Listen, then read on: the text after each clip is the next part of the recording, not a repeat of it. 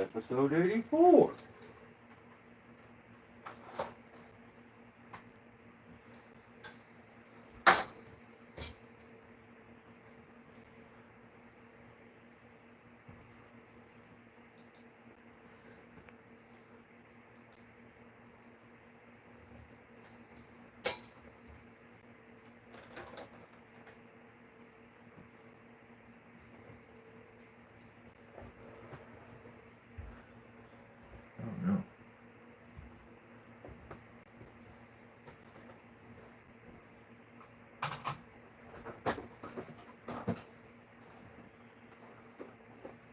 I guess you're here, and I'm here. We'll do this again.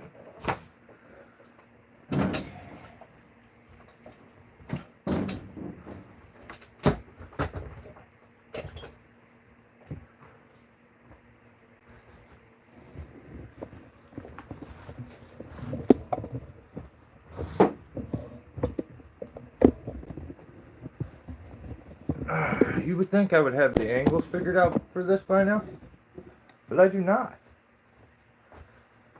So, I need to look at the camera and figure out, oh, that's pretty good if I could read. I might have trouble reading. Let's see. Maybe we'll make it work. The old eye's working tonight. We're gonna have to wear the, those are right. Actually, those are right until I find these.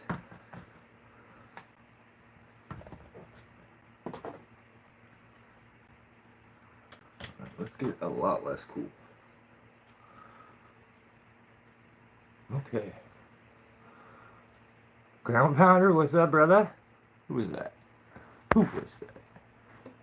Bad for you. What's going on, Clint? Dano? How we doing?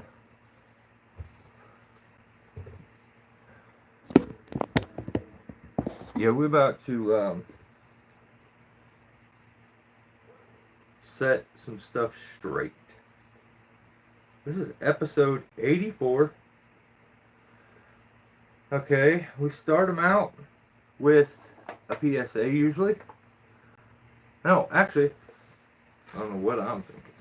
We started out shouting our deputies, fellow officers out, and that goes to at In the Trees, at William Moxie, at Low Impact Forestry, at Ground Pounder, at J306, at Super Shay, at 5 Chris 5, at Chris Beckett, at James R, at Buck Yassals, and at Buckwheat.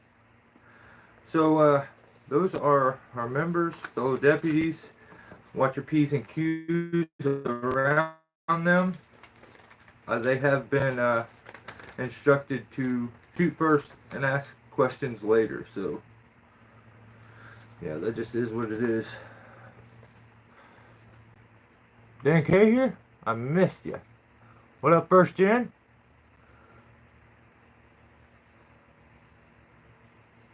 So, how do I want to do this? So, this week, a little bit of talk of my rankings. I gave you my top 5 on YouTube. So, that was just me kind of on the spot, trying to think them up. I've had some time to be very detailed, deliberate, and absolutely accurate with, what up, Lim Reaper? With the top 5 lists. So, the way this is going to work is I'm going to give you my top 5s, and then we're going to get into our violations and everything from the week. There may be some stuff that like coincides back and forth, cross-reference between this and that. But, yeah, I want to give you top 5 YouTube tree climbers, okay? There's a couple different ways we're going to do this. There's going to be 3 different top 5 lists, okay? There is your current, like, competing tree guys that maybe are a little newer, and that are just kind of killing it. That'll be one list.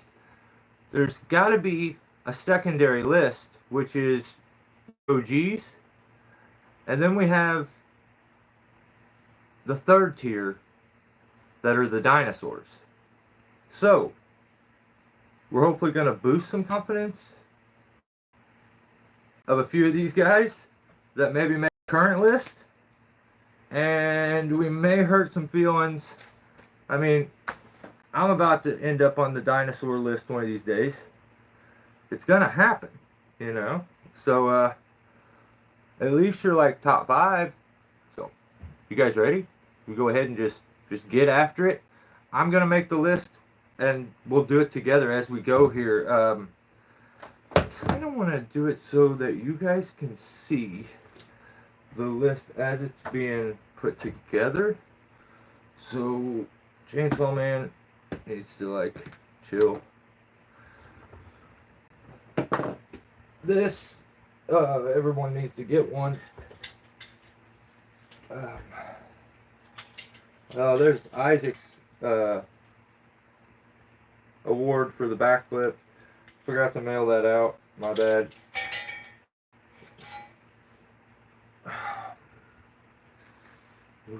Okay, so I want to maybe spin you guys around here. It's still going to come out backwards, isn't it? But I don't care. At least you'll be able to read what it is that I'm doing as we do it, okay? So, oh no. No, I can't fit in here. Alright, hang on, let's try to make this. Oh my god, this is so bad. Alright. I don't even have enough room to put you. I'm gonna make this work.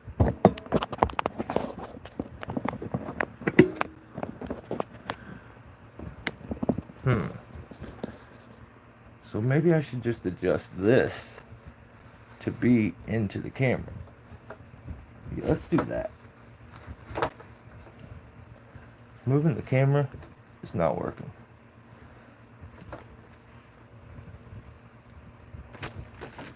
I can get a little more space. I know I can. Babylon, what's up? Alright, we're doing top 5. Let's get into this. I feel like that should light that up, but it's definitely not doing it. Okay, so here's our current top 5. That'd be your row over here, the first one. So we'll start from number 5. These are currently kind of getting after it, tree climbers. I know I wrote it down here somewhere. Okay, yeah. So, we're going to go, this guy paid me to put him on this, just so you know. But, for number 5, we're going to go with VTS. That's Veterans Tree Service at number 5. So, you have to ask yourself the question, am I saying Tim? Or am I referring to Little Snatch? The world may never know. But number 5, we have VTS. Okay? At number 4, this one, it took think of these and get them all together, but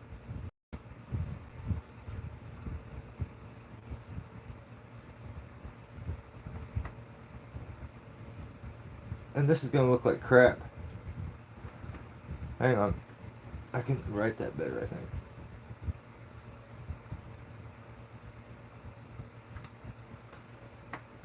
So number 4 is Tree Climber Harry. It's probably backwards for you. So what you should do is put it and look, watch it through a mirror.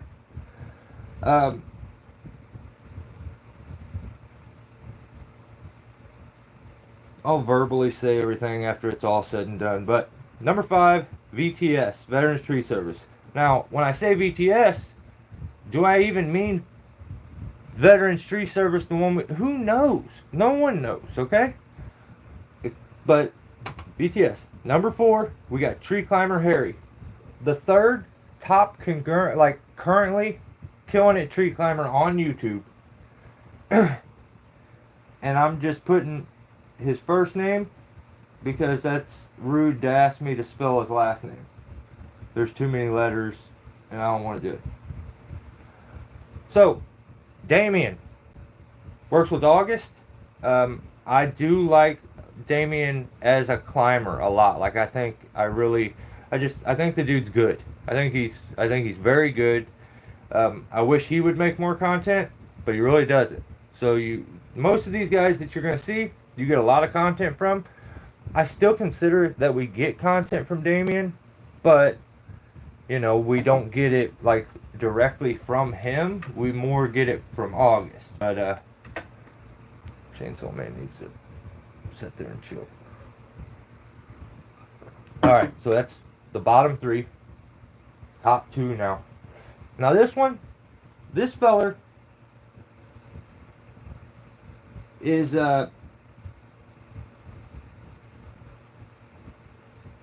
won't be long and he can make it over to the OG list because he's put in some time. It's been a while. But this may surprise some people.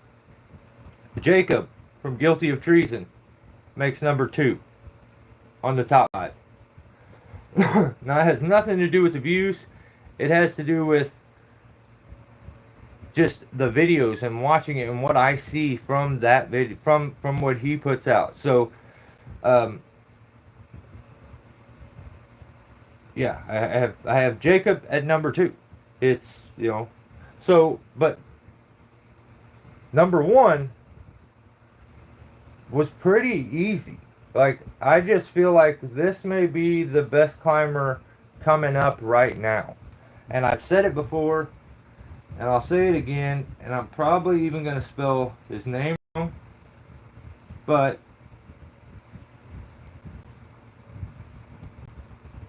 Jacob may have got number 2, but Isaac gets number 1. On currently competing on YouTube, putting out videos kind of on the newer side. When I say newer, I mean you've got a few years into it. Here's your top 5 list as far as I'm concerned. So, from Guilty of Treason, number 1, Isaac. Number 2, Jacob. Jacob goes down to number 2. He could be number 1. But he's kind of almost going to skip OG and go to Dinosaur eventually. Because he's a crane operator. So he may actually skip OG altogether and land on the Dinosaur list here very soon. But this week, he put out a video and he basically kicked ass, and I had to eat some of my words. Like it is what it is.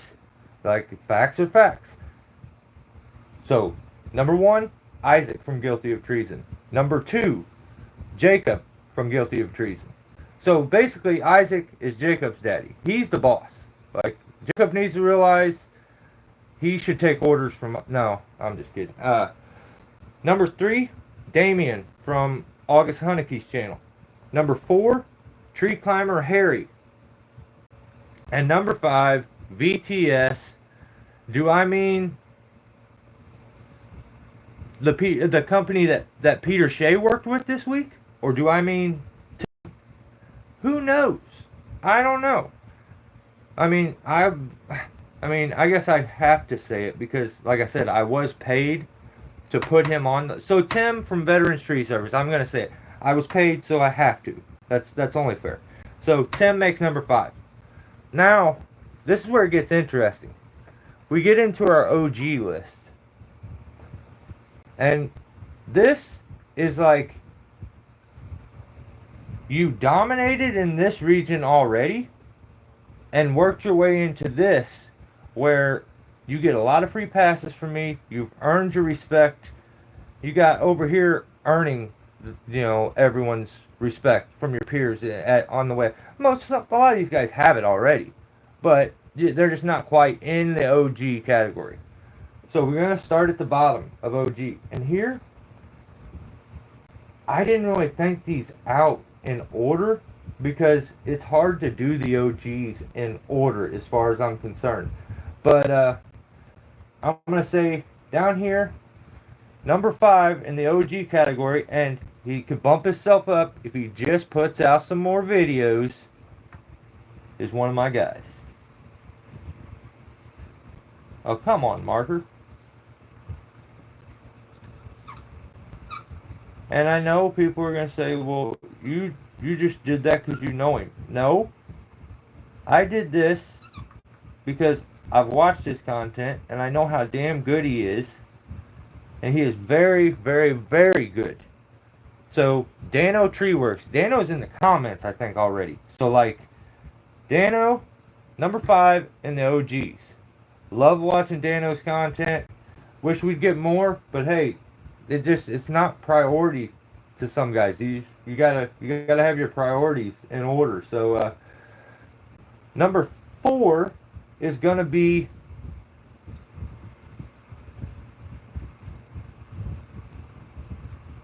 Rion Rounds.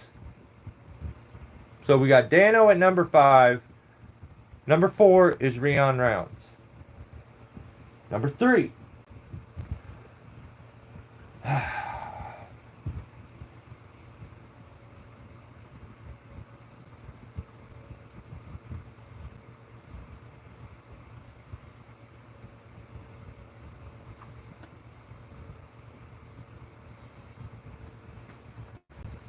Bannerman, Lawrence Schultz. So at number 3, it's got to be. I mean, Lawrence has to make this list. I don't care what anybody says. He has to make this list. And the funny part is, some of these guys are not only dominating in the OG list, they're still doing the thing over here, where they're still just competing on, at any given time and able to be one of the best.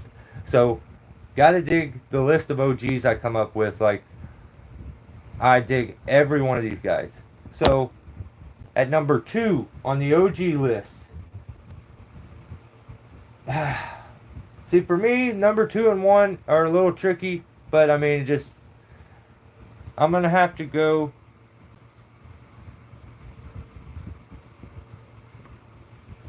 with Joe, Samurai Joe from August channel. Joe, honestly, may be one of the best climbers I've ever seen. So skilled, and doesn't need all the credit and accolation of being like a YouTube star, which makes me respect him even more. That's the reason I have so much respect for Dano when he just decides I'm good. I'm just gonna do this gnarly thing and not worry about document. So,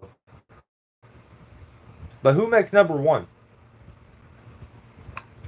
And this is crazy for me to say, because I'm looking at my list and I'm like, dang, how did that all happen? But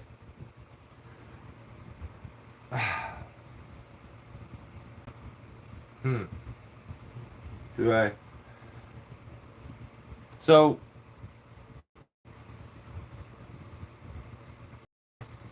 this isn't his name, but it's what most of you will know him by. And honestly, one of my favorite climbers in the world to watch. And that's Randy is the Mandy from Guilty of Treason channel. I think his name is Ryan Parson. I know I'm not pronouncing the last name totally right, but Randy is so good. And you will see Randy has traveled around and worked with other companies, and he's that dude. He's there to kick ass and doesn't, if you want to document it, he's down. But it doesn't seem like it even is nowhere near a priority for him. He seems like all having a hell of a time, and just there's a deep down confidence and coolness that you develop after a while doing this, and it's just that is Randy is the Mandy. So OG list goes Randy is the Mandy, Samurai Joe, Fannerman. Oh, that's crazy. All the first three have monikers. Rion Rounds is number 4, and number 5 is Dano. So let's get this one over with. Okay, let's do this. Let's get this over with. I'm about to hurt some feelings, but I don't care. This is facts. And before I do this part, let's do this. There's the actual best, which all this is real cool. But then there's that. So like, it may be hard for you to read. It's backwards, but I'm sure you're gonna figure that one out. So we have actual best up here, which is a singular person. Then we have top 5 current, top 5 OGs. Then we got dinosaurs. Does it mean you're not cool because you're a dinosaur? Not necessarily. You can still be a cool dinosaur. I mean, think about a T-Rex. It's cool whether it's a skeleton or if it was alive. Actually, I would prefer it to be a skeleton. But, yeah, let's do this.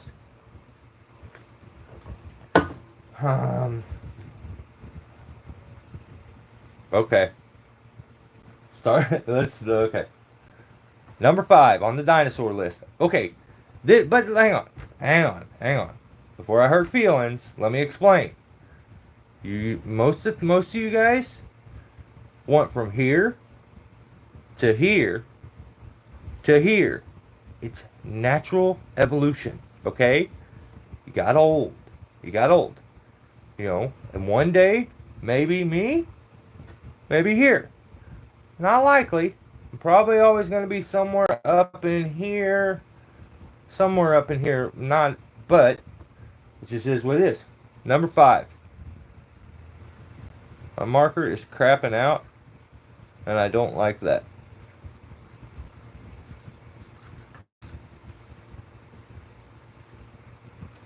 Okay, number 5. Blair Glenn. I think that's his name. Awesome channel, but facts are facts. If you're old, you're old, okay? It just is what it is. He's still kicking ass. That's still sick. But top 5 dinosaur gang.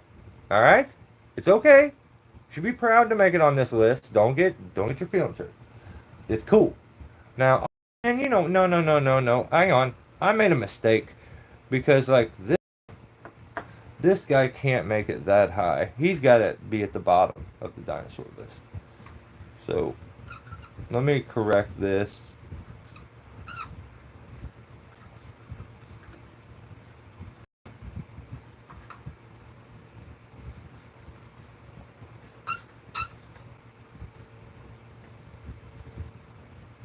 But that tells you basically who number 4 is, because it's going to have to be Blair Glenn at number 4, because Kevin Ham is dinosaur number 5. You are the bottom of the dinosaur list. Just is what it is. I was absolutely and utterly embarrassed by a thumbnail he put out this week and realized, like, this must happen. You are not 16 years old. You do not put out thumbnails like that. I don't know. I'm embarrassed. Stop embarrassing me. We both walk around doing the same thing. No, actually, no. You do your thing. I do something totally different. But stop embarrassing me. We're both humans. Alright? Okay, so we got Blair here.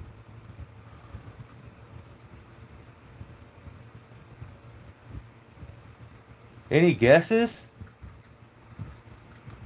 on the next ones? Like, I can still see the chat where it's at. So I kind of want to include you guys in on this. And we're going to do the violations here in just a second. But, okay. So we got Glenn, number 3 on the dinosaur list.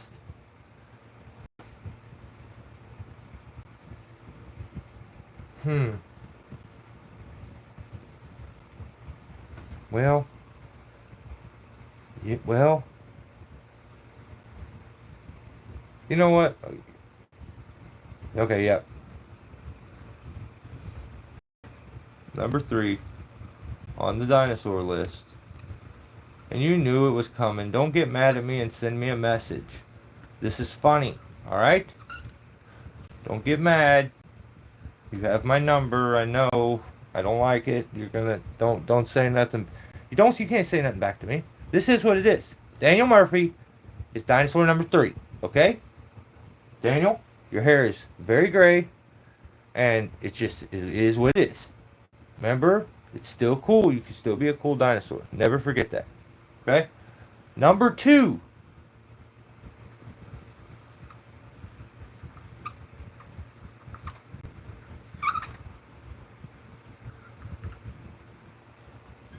Fucking Billy Ray Smith. Fucking gotta make this list. Him and Daniel already tried to start this dinosaur gang, I think. They've been hanging out and talking and stuff. So I'm curious what's been going on. But yeah, don't start a gang. Like, I feel like I don't know. Buckin's always like, go ask an old guy. That's who you should get your advice for everything. He legit says, go ask an old guy. That is so crazy, because like, you never said that until you became an old guy. So you kind of brought this on yourself. You are dinosaur number 2, and the top dinosaur only because he continuously puts out preachy videos. That his work alone, he stays out of this category here, but preaches at me too much, and like, I don't know. It just is what it is, alright? Deal with it. August Hunneke becomes your top dinosaur. So your dinosaurs, number 1, August Hunneke. Number 2, fucking Billy Ray Smith. Number 3, Daniel. Number 4, Blair Glenn. Number 5, Kevin Hay. If there was a way for me not to put you on the list, I would have, but you made 5, okay? I can only think of 5 dinosaurs. Like, that just means you've been doing it for a long time, or you're really super old. I don't know. You can decide. OG, we got Randy as the Mandy at the top of the list, Samurai Joe, Fannerman, Rion, and Dano. On your current killing it list as a tree climber on YouTube, you got Isaac, you got Jacob Rogers, you got Damien. Isaac goes by Buckwheat, too, if you see him in the comments. You got Damien Elsasser. That's why I didn't spell it. And number 4, Tree Climber Harry. Number 5, I was paid, Tim from Veterans Tree Service. That is your top 5. Oh, and then there's actual best. That's me. So I didn't want to make the whole thing about me, but that is what it is. So yeah, that's your top 5. I wish there was some way I could, like, maybe I could put it in the background here and it'll stay and not fall on my head. I really doubt. I think it's going to fall on my head. Let's do some violations, alright? I got some tickets I need to hand out. Some lessons that need to be taught. Now, if you read the description, it says, if you were not mentioned, that doesn't mean your name does not end up on said list eventually. Just keep chugging along, and eventually you come across my feed. Always searching for new tree, videos and stuff. Different channels to watch. They're always kind of fun. So, solid list. There's a few that can be added and removed, but overall, yeah, we got to do a part 2. 2 or 3. Fred Kelly. Yeah, we could have put Old Fart on here too. I forgot about him. He could have made an honorable mention at number 6. That means he was killing it. He OG'd out, and he, it just is what it is. But yeah. Let me see if I'm okay. I think I'm good. What happened? I don't know. I lost it. I'm going bald, man. You know what I mean? How we doing, Fred? Pimping, bro. Hey, it ain't easy. I'll tell you that much. Yeah, that was the top 5. Let me know. Like, give me your top 5. Even if it's top 5 dinosaurs. I want to know. I want to know what's your top. I want to know all three actually, but that's a lot of typing. I understand if you don't want to do all. But give me one. Give me either your top 5 dinosaurs, your top 5 OGs, or your top 5 current killing it tree climbers. So this is episode 84. Violations with the sheriff. Let's begin. Court is in session. Yeah, I washed, like, I cleaned my face off and douched my head down. And yeah, we just stuck straight up in the air, didn't we? Not as bad. Yeah, it is what it is. Dude, I haven't ran a comb through my hair since I was in middle school. So, and probably never will. There's no need for it. Alright.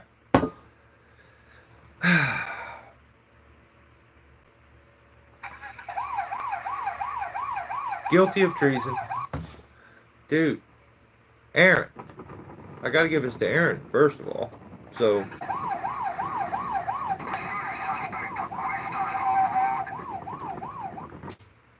The title's too long. The title of the video is called The Backyard Beast. That's the title. That's all you get. That's all you get. You don't get to have 2 titles. This is our issue. You're tubing too hard. Violation 1. But the whole title for him is The Backyard Beast, exclamation point. This tree was almost impossible to remove, part 1.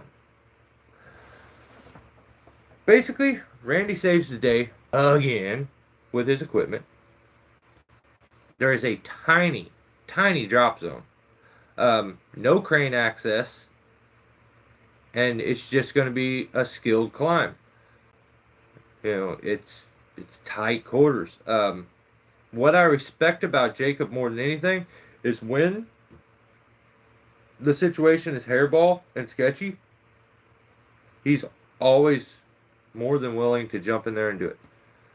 So this kind of, even though I just seen him do that like storm damage one where they were all locked up and it fell over and uprooted, like this one, I was quite impressed. And I'm not easily impressed. So Randy saves the day with the equipment. The tiny drop zone, no crane access. You just got to do your, have some skills climbing. And it's going to be basically just slow going, very, very precise stuff. And like, it just is what it is. Like, there's no drop zone. So we find out right at the beginning of the video that Jacob likes to wear hooker boots. I dig it. Like, that's cool. I think they had red bottoms. I didn't look really close, but you know, he's fancy. He has all the fancy stuff, so they likely had red bottoms on them and a high heel. But he wears hooker boots, is what I have wrote down. He also recommends the lower Velcro straps for your spikes. And so okay, I'm gonna suggest this. So let me think here. So I'll make sure I'm saying this right. Okay. Sappy Supplies, okay? I gotta hear about it in every video. I don't like it. I don't like hearing it. It makes me mad every time. But okay, Sappy Supplies. I'll buy the Velcro lowers for my spikes, okay? You should just give them to me. But I'll buy them. And then you give me the 500 die, okay? Because you give 500 dies away, and I want one real bad. So, this works so perfect for both of us. You get the money for me, for the lower Velcros. I get the chainsaw, which would make me happy, if you know what I mean. So, okay, let's make a pact right now. This is what we're doing.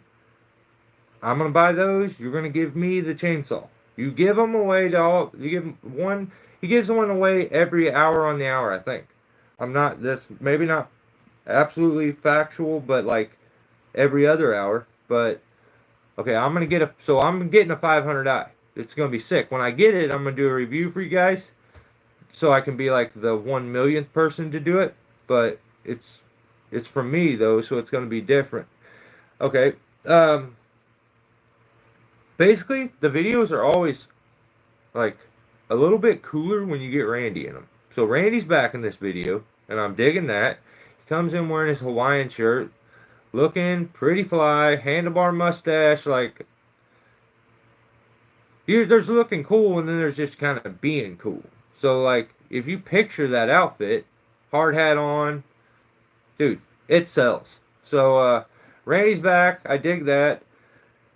I enjoyed the sound of a gas chainsaw instead of this stupid battery-powered saw that everybody wants to use that sounds like a whiny girl.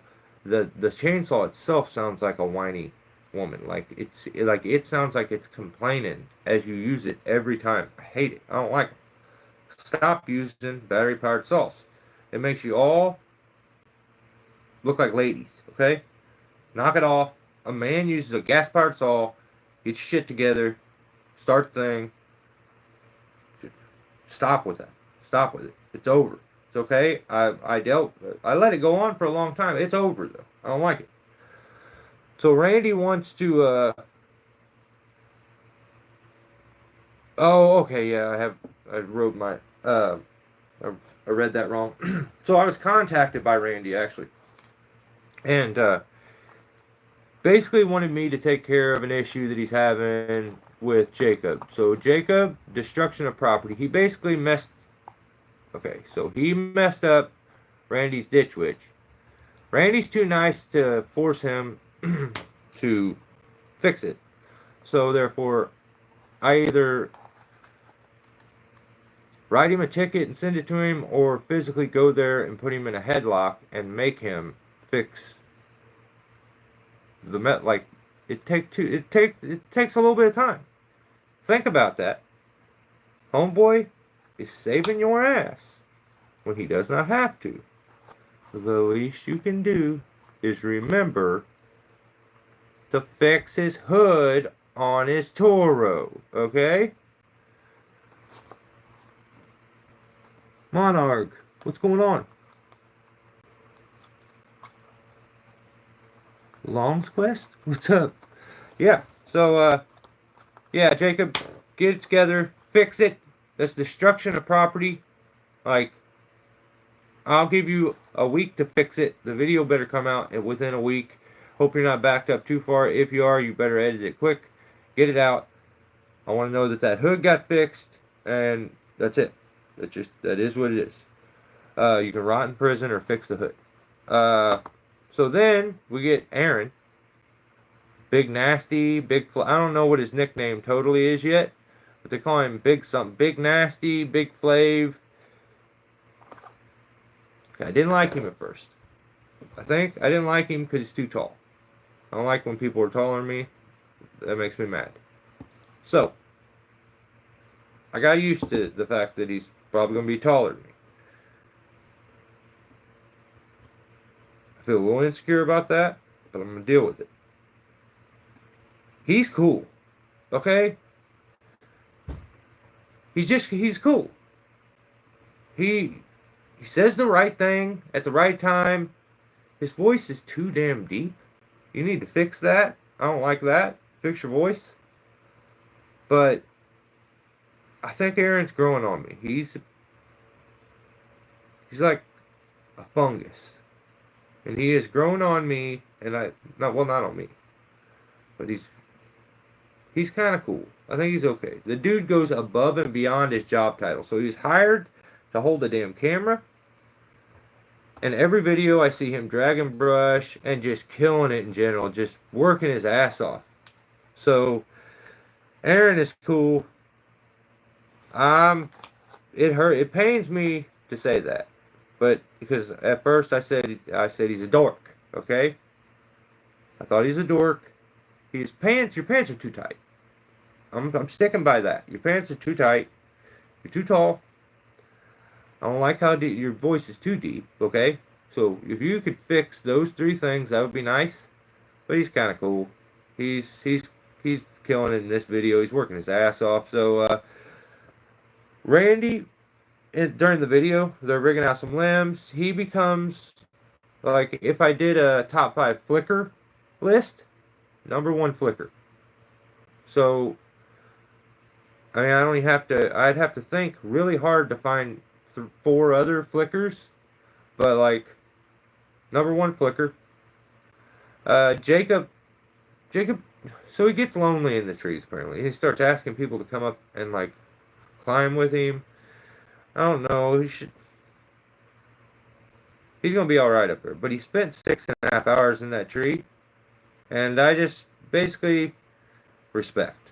I mean, it was a nasty, aggravating removal. You could see the morals, like, of the crew stayed high the whole time. The guys were having to fight every piece down with a tagline. Yeah, everyone, like, morale was super high, and everyone just stayed happy and positive, which, that would have been one where you start to get aggravated, but, I don't know, they just seem to have great banter between them as a crew. So, there's got to be, they did stuff wrong, sure. Oh, okay, here. Jacob's got to stop this shit. I got to write and check it.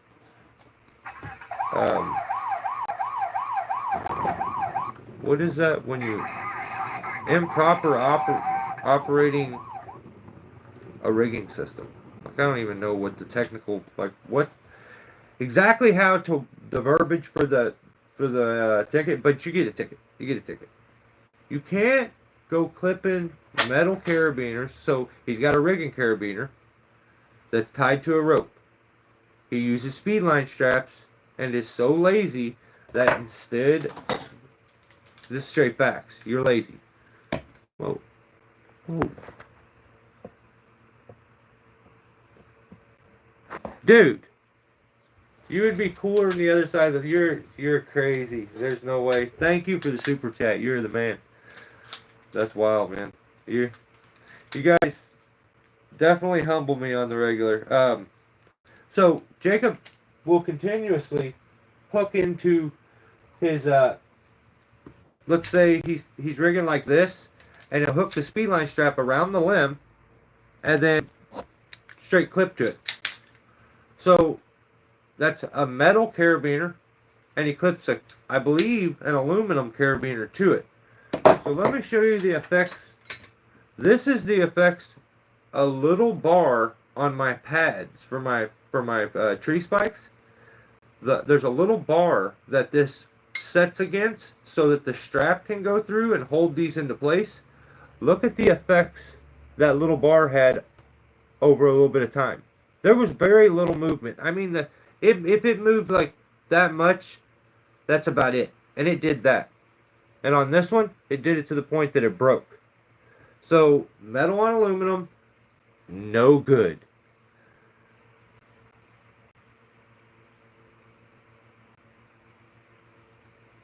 You're crazy, Jay.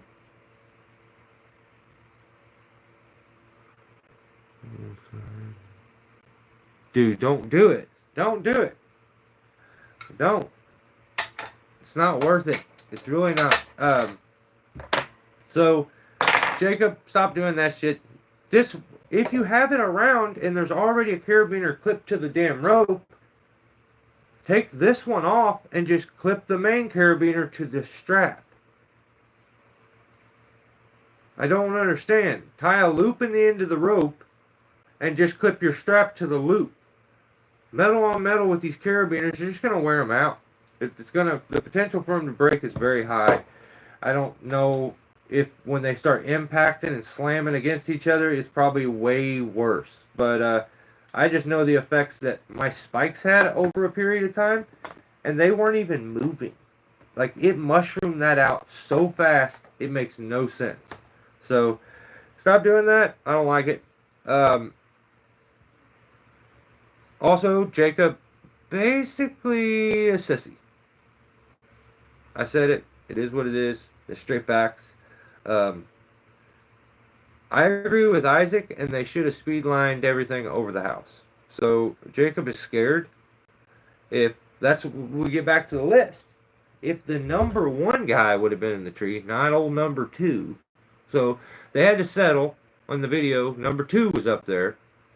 I'm not saying he, but he's basically he is number two, and you got number one on the ground.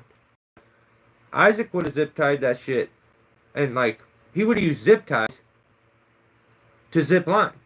That's how like skilled Isaac is. But yeah, I really liked when Isaac told him what for. He like had to. I'm telling you, Isaac's taking over. This is a plan that I had. I'm taking over guilty of treason little by little. Through Isaac, we're gonna take the whole thing over. I'm gonna keep Randy. I'm gonna keep Jacob, but I'm gonna waterboard him to find out how the fuck do you make a YouTube channel blow up so fast. And I'm gonna figure this shit out. Everybody talks about algorithm, yada yada yada. That guy knows how to do it, and I just need to torture him until he tells me. So, yeah, we're gonna blow up though. It's gonna happen. I also said that you can't have a cameraman, and I can change. Things can change. I said you can't have a cameraman, but if your cameraman works his ass off like Aaron does, you can have a cameraman. So you can't just have a person following you around with a camera. That's lame. I don't like it. But if he works, he kills it like Aaron does, that's Netflix. The other one, Blockbuster, gotta work hard. So, that's it. That's it on Guilty for that video. Next we got Buck and Billy Ray Smith. Oh, I also just wanted to say, I think I had some notes on the side there. I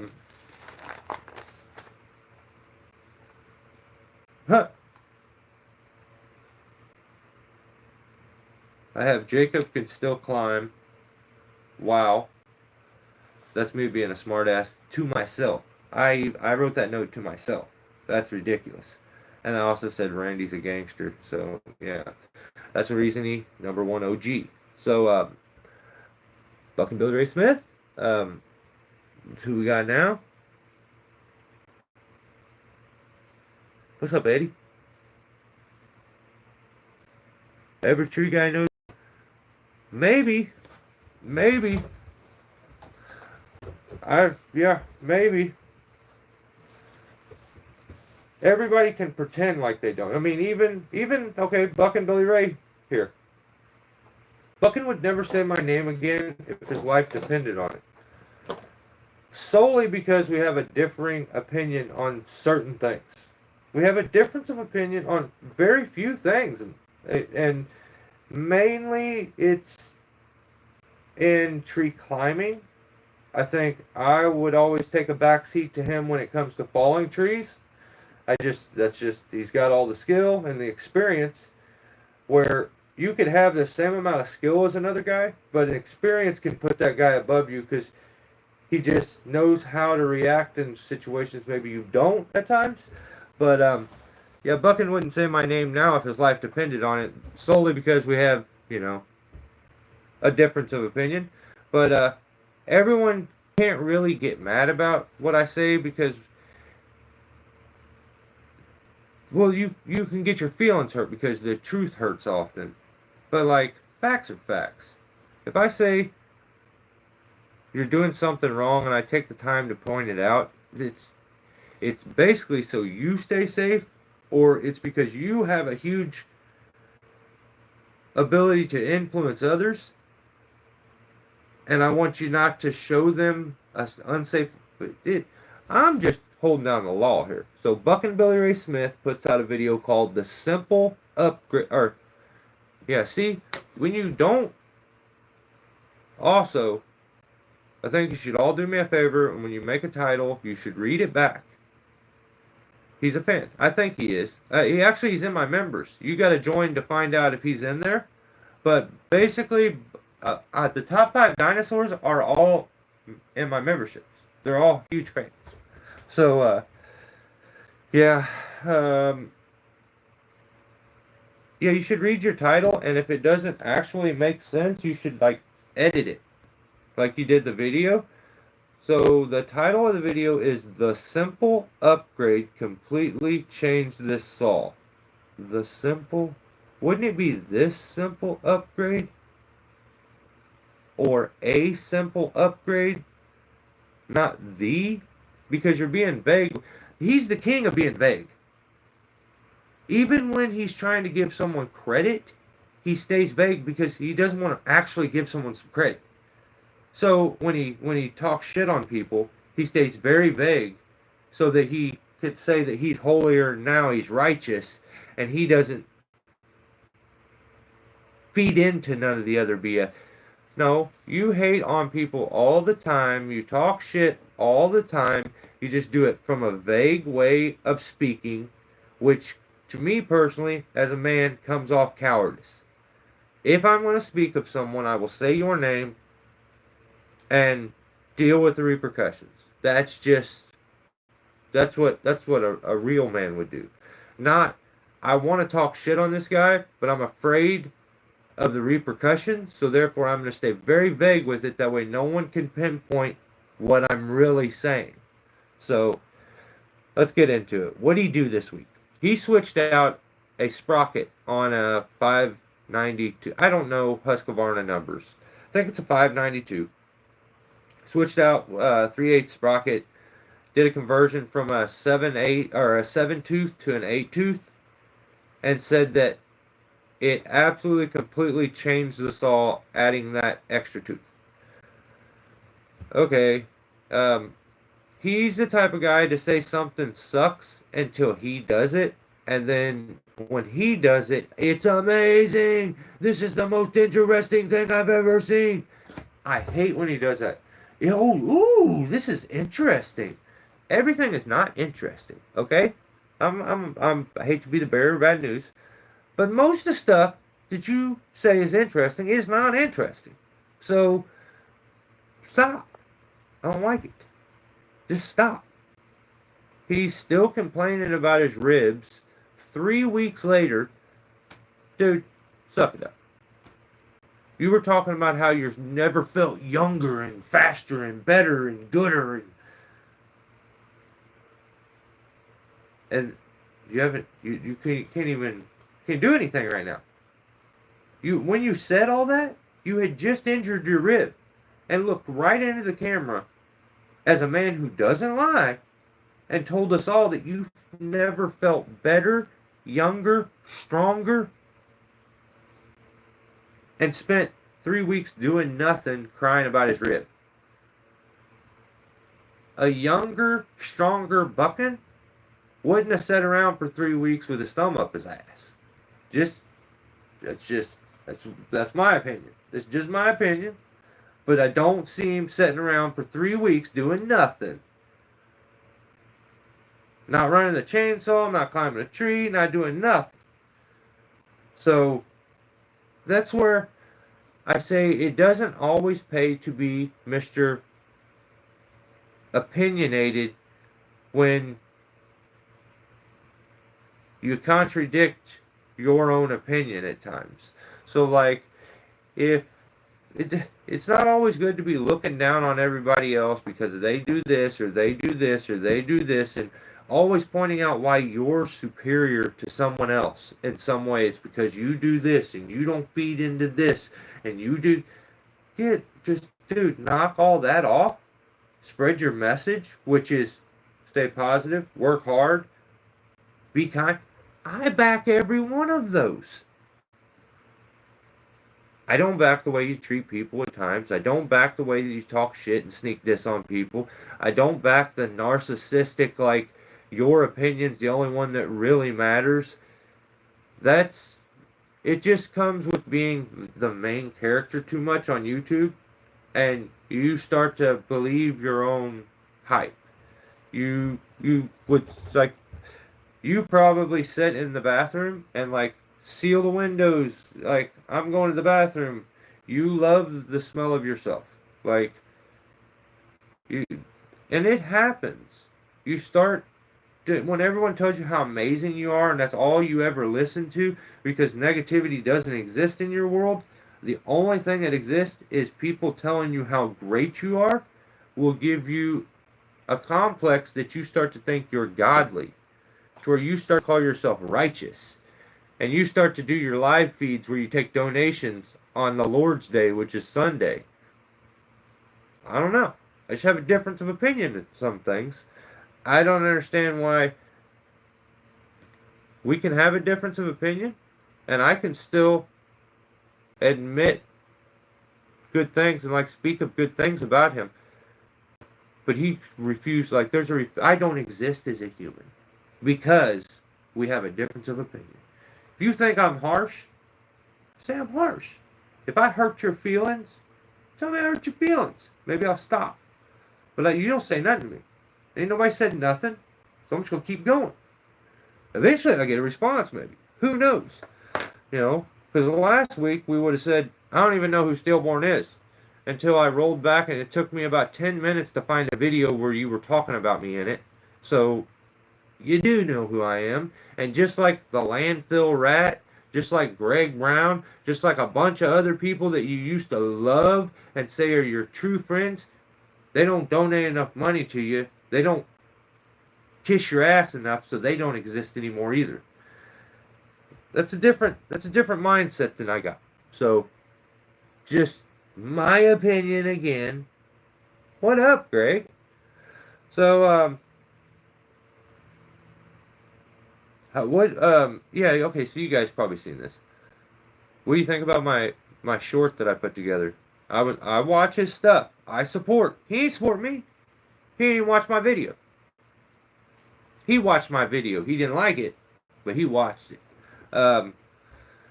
I tagged him in the video only because my wife said I was a pussy if I didn't do it. And I was like, I don't know if I should tag him. That's maybe going too far. And she's like, what, are you scared? And I'm like, son of a bitch. And she just laughed and walked off. She knew what she did. So I had to do it. It's just the way it is. And then I'm like, damn.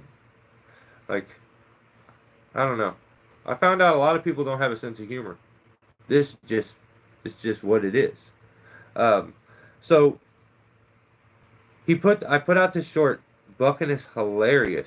When he gets a chainsaw in his hand, homeboy turns into a different human. He says, I'm about to, hang on, what did he say? I'm about to choke it and pull on it. Then he did this little hip thrust squat thing and started the chainsaw and grinned from ear to ear. I watched it and I rewound and I watched, like, I tapped back 10 seconds and watched it again and it made me laugh both times and I was like, I wonder if I can clip this. So let me clip it. I thought it was funny. Hopefully you guys did too. But yeah, I think Buckin's hilarious. I just don't like some of the things he does. Just what it is. In his video, he says someone in the comment section and emails, he's received emails and people in the comment sections both suggested that he should try out an 8-tooth sprocket. So I thought, wow, he's acknowledging advice that someone gave him. This is awesome. This is like he's turning a leaf. The bucking from last month wouldn't do that. I'm like, this is cool. He's about to give someone credit for helping him and he actually took another human's advice.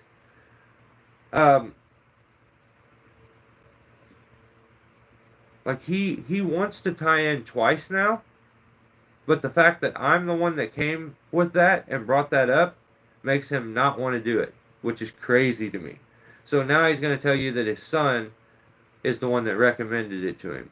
Just like in my short where I put out, where he said, Steelborn told me to start wearing these. Even in that video, he tries to give the credit to his son. Like, he doesn't really want to give it to me, but he's like, oh yeah, this. But, in this video, I'm like, okay, he's going to give the credit to these people for the 8-tooth sprocket, and he doesn't. He says some people gave him this advice. Other people emailed him. And it's perfect. It's amazing. It's like it's the greatest thing. It changed this all from being nothing to something. And like that's cool. That's cool if that's what it does. But he can't really tell you what exactly happened and why the saw's better. So as he talks to you in third person, which is so cringy and so it's just cringy. Calls himself Buckin and says that the 8 tooth does way better. And he says, and the reason for that is there's a formula.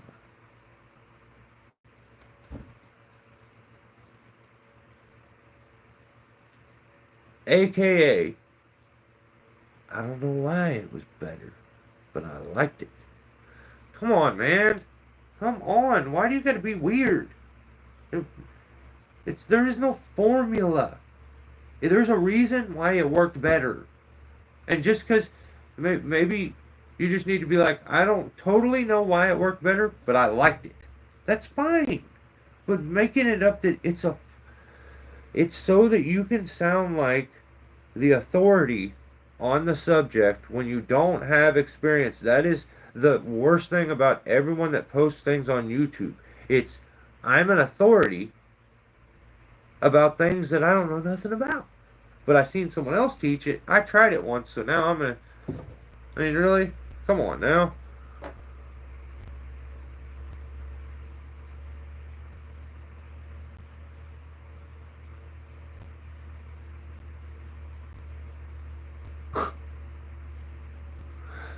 Crazy. Okay, next with Buckin, I just want to say, I'm sorry, guys. It just axe building videos and videos where other guys build axes. Not even just Buckin. Axe videos. They suck. Okay?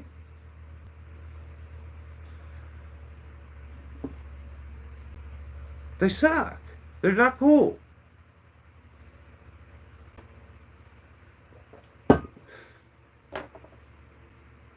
I hope not. I hope not. No, I'm looking for them. If they're looking for me, I'm looking for them too, so we'll meet eventually. Yeah, stop making axe videos. No one wants... This is why I want to show you guys something. I want to show... I'm just about to blow you. This is the most interesting thing that's ever happened. This is so interesting. Look at this. Look at this. Look at this. Look. Are you looking? Look at this. Yeah. Yeah. Look at this. Are you...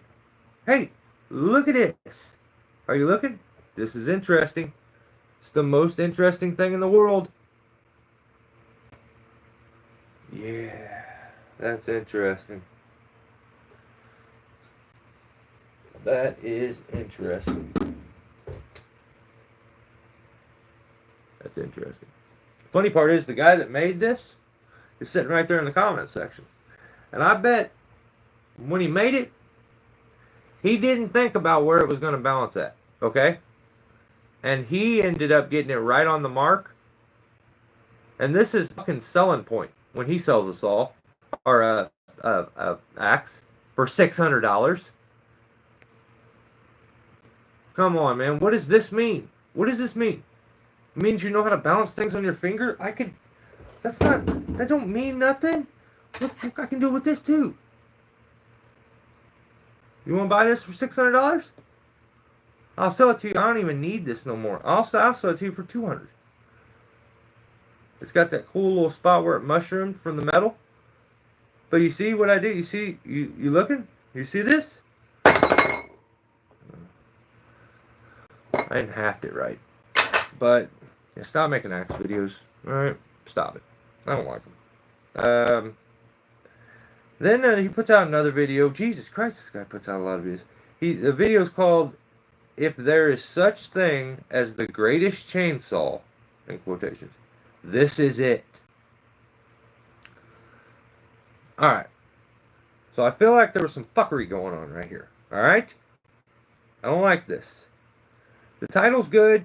It's a singular sentence. He's following the rules. You guys have noticed. He's listening, though. He may not like it, but he listens. He's doing what I told him. You gotta get your shit together. Alright? Singular sentences that make sense. So, I like the title. But he does some stuff here that I don't like. So he's tuning this old Macola chainsaw. And he gets the saw out, and he's got to show you how he is very, what is the word? What is the exact word for gluttonous? Like, he's a hoarder. Like, he's got all the chainsaws. He's got 1 billion chainsaws in this little room. And he loves to show people this. And just kind of gloat and like, look at me. Look at what I got. Look at me. It's kind of like the actor. Look at this. You looking? You looking? Oh, it's interesting. This room is interesting. Actually, the room is actually interesting because there's a bunch of chainsaws. It's kind of a little sus and a little feminine because there's only a couple steel chainsaws. But I mean, it is a room full of chainsaws. That's at least kind of cool. But it's kind of a, if there was a room next to it that could be like the boy version, and then that's the girl version. But there's Macolas, a bunch of like Pioneers and stuff like that. I think there's Husqvarnas, but he's tuning this old Mac, and he says he's got Captain Gimbal, Luke, on the. Luke, you're young. You know what's cringe and what isn't cringe. Don't be cringe, okay, Luke? I know if someone's you're sitting at home, you're watching it, and I don't mean nothing personally about Bucking. This is nothing personal. I like the guy. I just think he's got main character syndrome. At times, he's very narcissistic, and maybe that's only the personality he puts forth on the internet.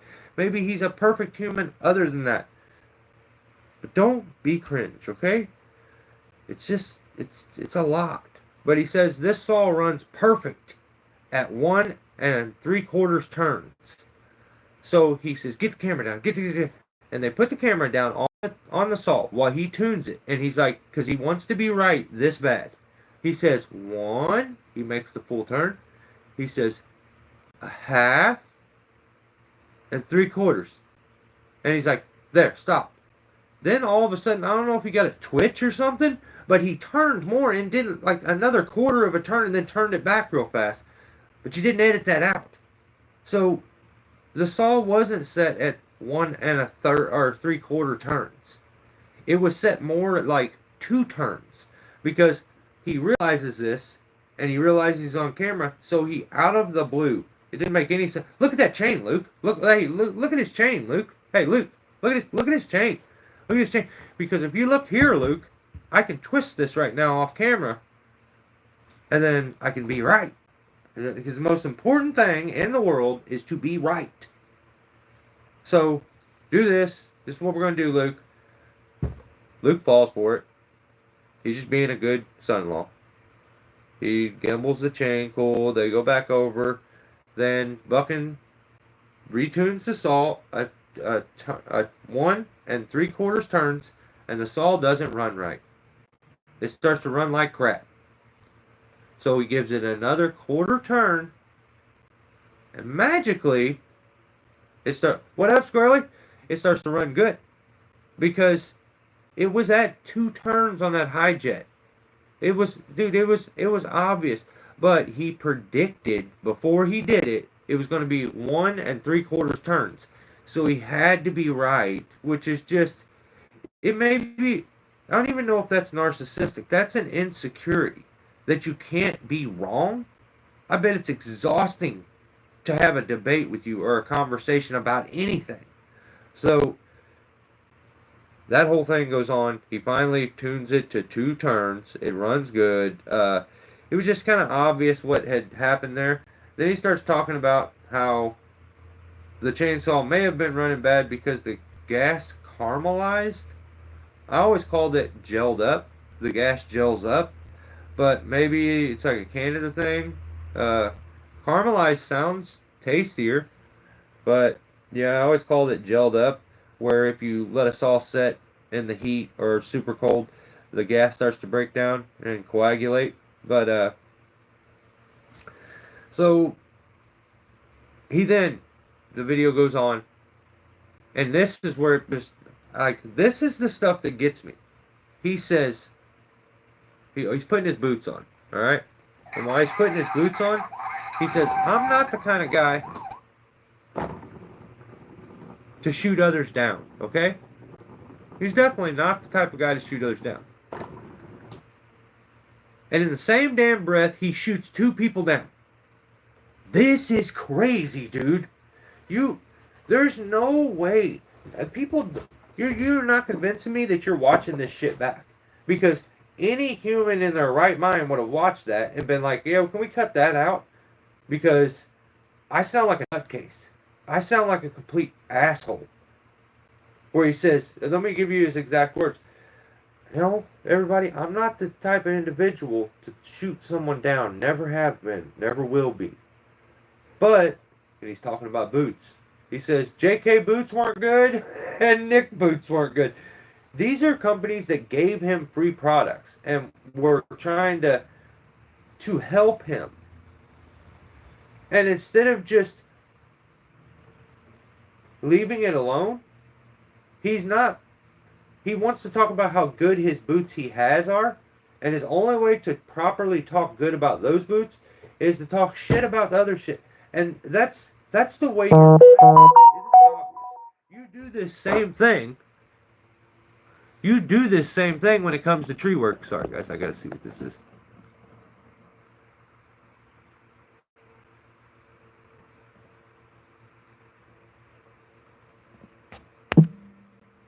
That's my daughter, sorry. I probably look like a goofball just staring at the camera. Like, duh. Yeah, dude, stop. I just don't like it. Then then I see more smoke and mirrors. Like, more fuckery. So, he's like, hey, Luke, let's go run this chainsaw. I got my boots. These are the best boots in the world because they're my boots. My boots are better than these boots and anyone else's boots. Other boots suck. My boots are the best. That's okay, dude, sure. So, they go cut some firewood. And as they pull up, it is very obvious. Now, I don't believe it's gotten so bad, I don't believe anything he says. So I'm second guessing everything this guy does now. Because he's lying. And it blows my mind how people can blindly watch him and he'll lie to your face. And it's just, people are happy about it. I don't know. I mean, people built cults and did some crazy shit and were able to just, like, manipulate others mentally. Maybe he's just that way. I don't know. But they pull up. He says they're going to run this chainsaw. I'm telling you, something happened. The chainsaw didn't run right. Something went wrong. Because the video cuts to him saying, I bet it fires right up, first pull. And he's trying to pretend like they just got there, but there's pieces of wood that are cut. So he's like, first cut. And he goes, no, that's not first cut. When you pulled up, you showed a view of the logs. Nothing was cut. You got out, ran the chainsaw. Maybe you ran it and then resharpened it. I don't know what you did. I just know the way you portrayed it is not accurate. That's not truthful. That wasn't what really happened. Maybe you used the other saw you brought. Maybe that was the first time you were using that saw. But you're treating your audience like they're idiots. That's the part that gets to me. John? What's up, Francesco? So, yeah, I just, when he pulled up, like I said, it's very obvious. There was no firewood cut. And then, so let's see if this Mac will fire up. I feel like you were just running it. That's why you're asking this. But Luke, if you are taking part in this weird fuckery, Stop it. Knock it off. Just put out truthful, quality content. Not trying to edit things and trick your viewer. That shit's lame. I don't like it. But that's it. That's all I got. I'm going to move on. Alright? Perry Trees. Everybody knows Perry Trees. If you've ever looked up a video on how to tie a knot, I'm sure he shows up. This is what this guy does, is tie every knot in the world. And, I'm sorry, I do not want to watch him tie knots anymore. But it's gotten bad over there. Perry Trees, it's gotten really messed up. It's gotten gross. I just watched a short where he was playing in piss and shit. And this is facts. This is straight facts. He was tying knots and playing in poop and pee. This is not good. Someone needs to check on him. So any of you guys can do it. I don't care who decides, but go look. It's Perry Trees. He's playing in poop and pee, and I don't like that. I think it's disgusting. So then we got. That's all I got for him. I can't watch. I mean, he put out removing a chestnut tree. That was kind of funny. He wasn't playing in poop in that video, which was kind of cool. But yeah, that's what he did last week. Next channel, Game of Trees. Solo elm takedown goes almost perfect is the name of the video. Okay. So, this is straight facts. I'm going to tell you exactly how this went. I'm enticed by the title. Solo elm takedown goes almost perfect. But then I looked at the thumbnail, and this guy was on the thumbnail like a 4-year-old kid or like a 12-year-old girl doing the shocked face on the thumbnail. It was the most cringe. Dude, this is tree work. You leave that foo-foo shit over on TikTok. Don't bring that over here. No. We don't need that over here. You leave your TikTok trend stuff over there. You're 70. What are you trying to act like you're 16 for? Grow up. I don't like this. This is weird, dude. You don't need to do all this. So, everything, when you watch a video with him, everything's a drop cut too, which is crazy. I don't even know what a drop cut is, but he wants people to call it a drop cut so bad that that's all he talks about. So, the dude has like 60,000 subscribers. Sometimes the videos do good to do like 300 or 400 views. You've cringed them away, man. You have literally cringed them away. You should just do good, like, tree work. Stop trying to be the master, like, he calls himself a board certified master arborist. So anytime he does anything, he has to talk you through it step by step as if he's teaching you how to walk, take a cap off, take a drink and wipe your lip. Like, I don't know. But I don't like it. So, every time you put out a stupid thumbnail with a cringy face on, I'm not watching. I'm not watching that. So, I didn't watch it. What does he say?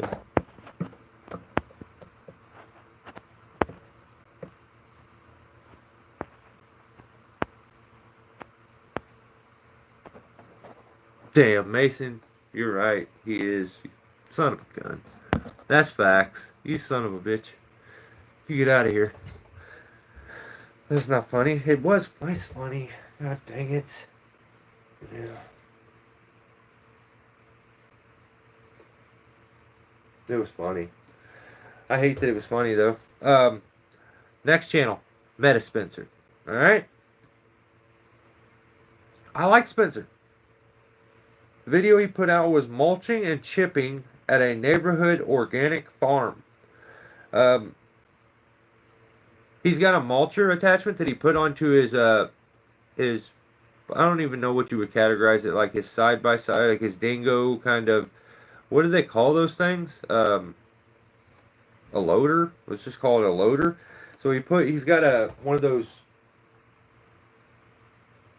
I guess it's a grinder, right? Like a mulcher. Yeah, it's a mulcher. That's what it is. And it goes onto his dingo, and he can just set it down on the stuff and mulch everything up. It works really good. He used it on this job, and it was perfect.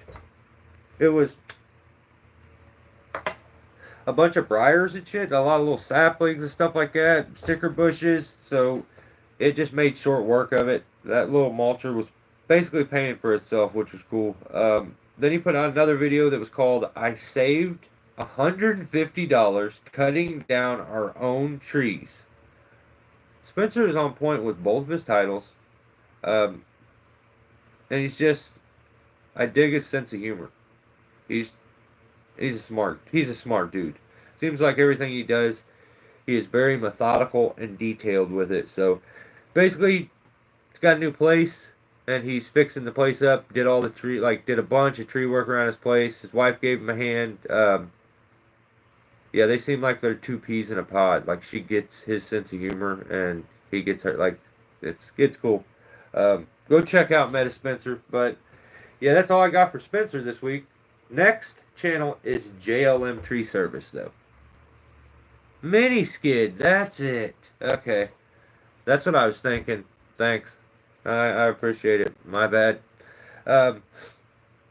JLM Tree Service. Now, this same,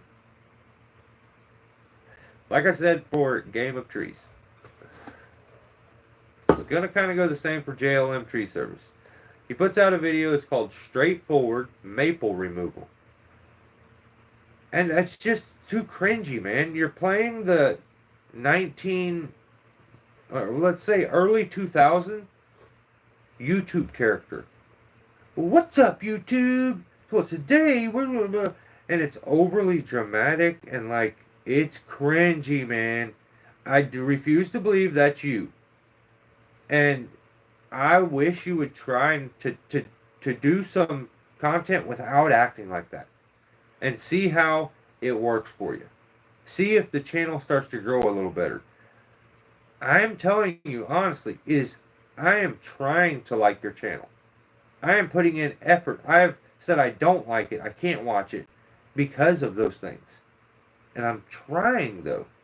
But you are cringing me out. And I can't. You're tubing too hard. You can't tube that hard, dude. It's unnecessary. So, as he's doing the tree, he heads up it. He sees this little cavity in it, and he's like, "Oh my, YouTube! Look at that! Such a excessively dramatic. This tree is very hollow." No, it's not. Jesus Christ! You don't have to be this dramatic. This is estrogen filled. I don't like any of this. Stop. And whatever YouTuber you watch that you're emulating, stop watching him. So I just don't get it. It's too dramatic for me. And it's dramatic about very simple, mundane things that every tree guy deals with. I skimmed through the video. He took down a maple tree. So then he puts out another video. Normally he puts out one a week. He put out two this week.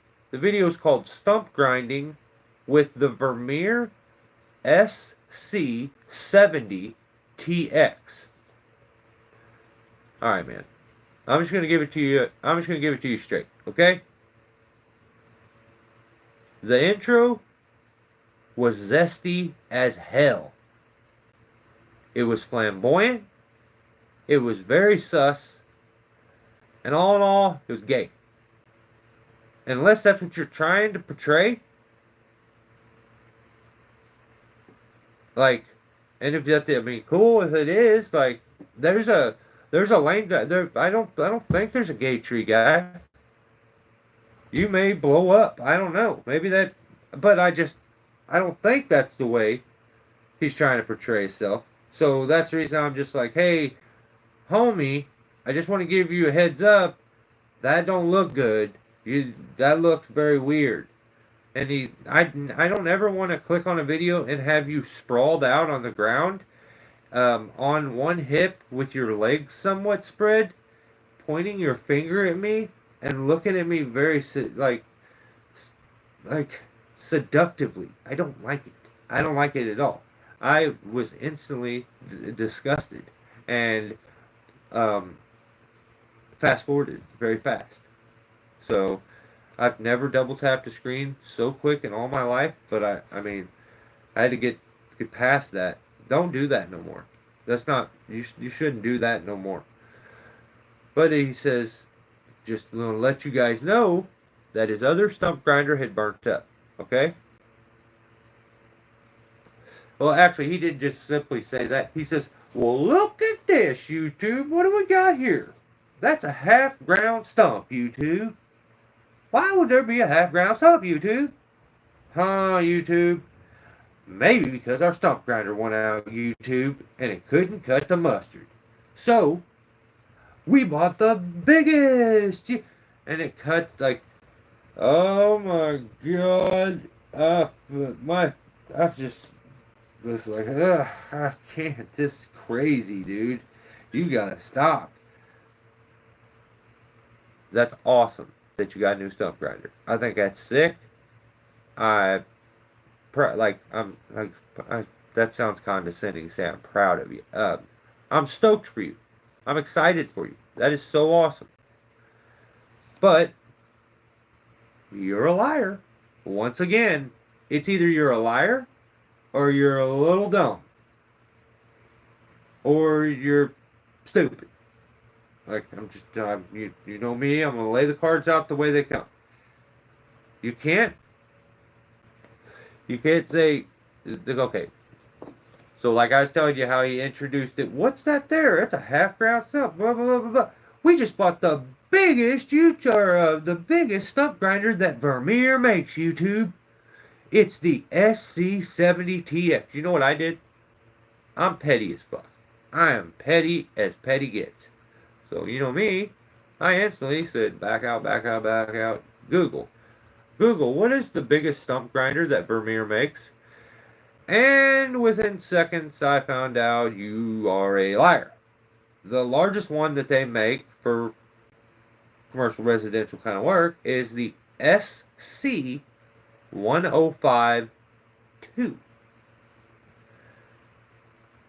That's just straight facts. I mean, what up, William? How are you, brother? What's this say? What up, Ryan? Yeah, and I just want to say that stump grinding videos also suck as much as axe videos. I don't like to watch you build. I don't want to watch you build an axe. I don't want to watch you grind a stump. I don't want to watch you grind anything. So yeah, I'm stoked that you got a new stump grinder. I'm not. That's false information.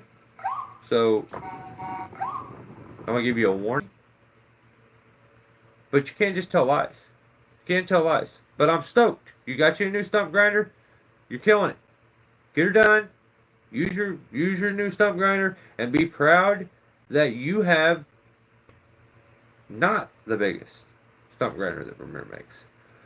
But maybe close to it. I don't really know. That's not what we were talking about. You only wanted to speak about the biggest one that Vermeer makes because it made it more dramatic for your video. Therefore, I went and looked, and you know how that... So being overly dramatic for the sake of being overly dramatic doesn't always pay off. Just my opinion, but that's it. We got ourselves a peach here, okay? Daniel Murphy put out a video this week. And I'm like, oh, shoot, Daniel's putting out some content. You guys know, I know Daniel. He's a dinosaur. What number is he? Number 3 on the dinosaur list? That's awesome. I dig it. Like, put out content. I want to see it. Video was called When It's Good to Leave Stubs.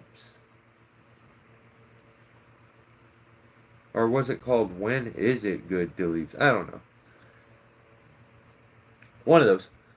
So here's my issue with Daniel sometimes. Daniel wants to reinvent the wheel too often.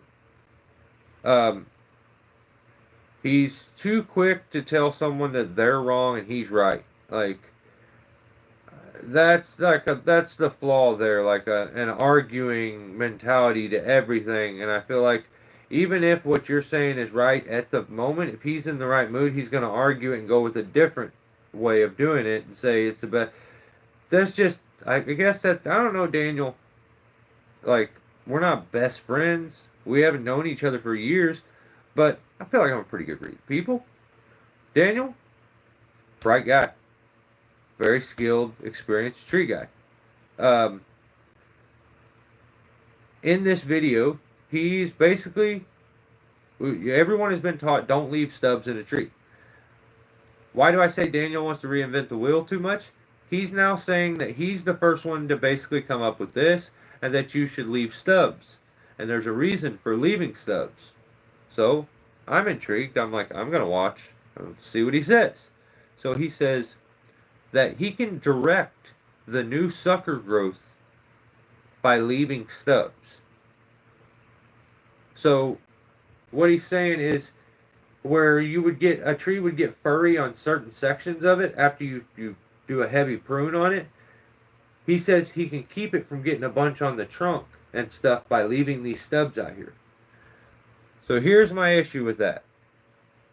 And this, I'm not an arborist. I'm not a certified arborist. I just know trees.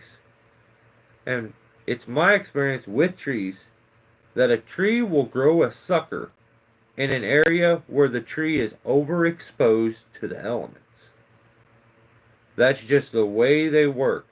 It's basically like, okay, if you were to remove a limb that was shading a portion of the trunk during a prime time of the day, when you move that away, that section of the trunk is now overexposed to the elements, so it will throw out sucker growth right there to cover itself up. It's a defense mechanism for the tree so that it doesn't end up suffering from sun scald or die because it's being overexposed in certain spots to the elements. So Daniel thinks if, like, he could leave the trunk exposed getting all this crazy sunlight, but if he puts a sucker on the back side over here, it won't. And I just don't think that's true. Maybe he's cracked the code and he's got something figured out that I don't know anything about. I've done experiments with my own trees over the years, with my in-laws' trees. I've tried pretty much everything. I'm sure that it responds different in different regions too, so you got to take that into account. But yeah, it's the tree's defense mechanism. If you expose a certain section of the tree where it has like a main union or, you know, a section of the trunk, it will cover itself up so that it doesn't get overexposed to the elements, whether that be snow, ice, you know, who knows. Mainly sunlight is the one I know of, because sun scald will kill a tree and burn the bark off of it. So yeah, I don't know. I'm intrigued though. I want to hear if you can figure out a way to explain this to me and show it to me to where it actually does something. I'm okay with saying, oh, he showed me something I didn't know. But Daniel has shown this to many arborists and other tree guys, and he admits that none of them get it, and they're all like, "No, dude." So maybe there's a reason that all these very educated individuals don't think it's right.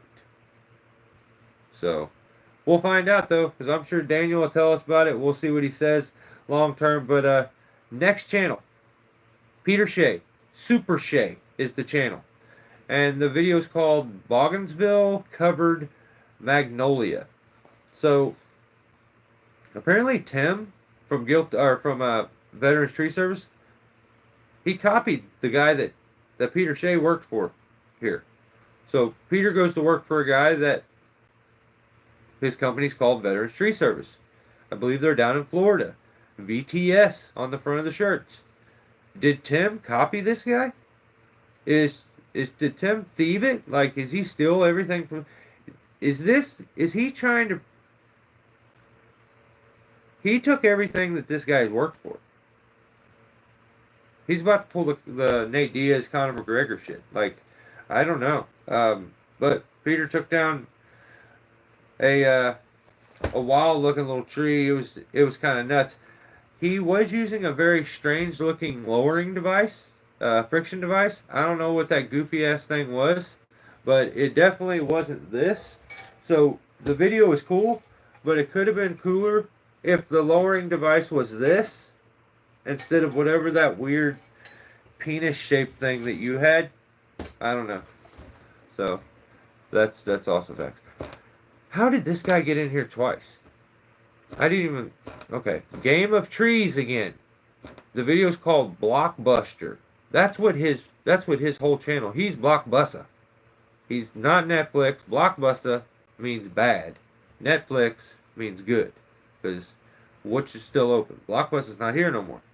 Netflix is. So, he's Blockbuster. Video's called Blockbuster Firewood Processor meets Game of Trees. I don't know why you had to put your name in it. I'm sure that it made your video, like, you did great views because you put your name in your title of your video from your channel. Whatever. I think it's just the video was boring. It was a little lame. Not a fan. Not a fan. Alright, this guy here. Veterans Tree Service.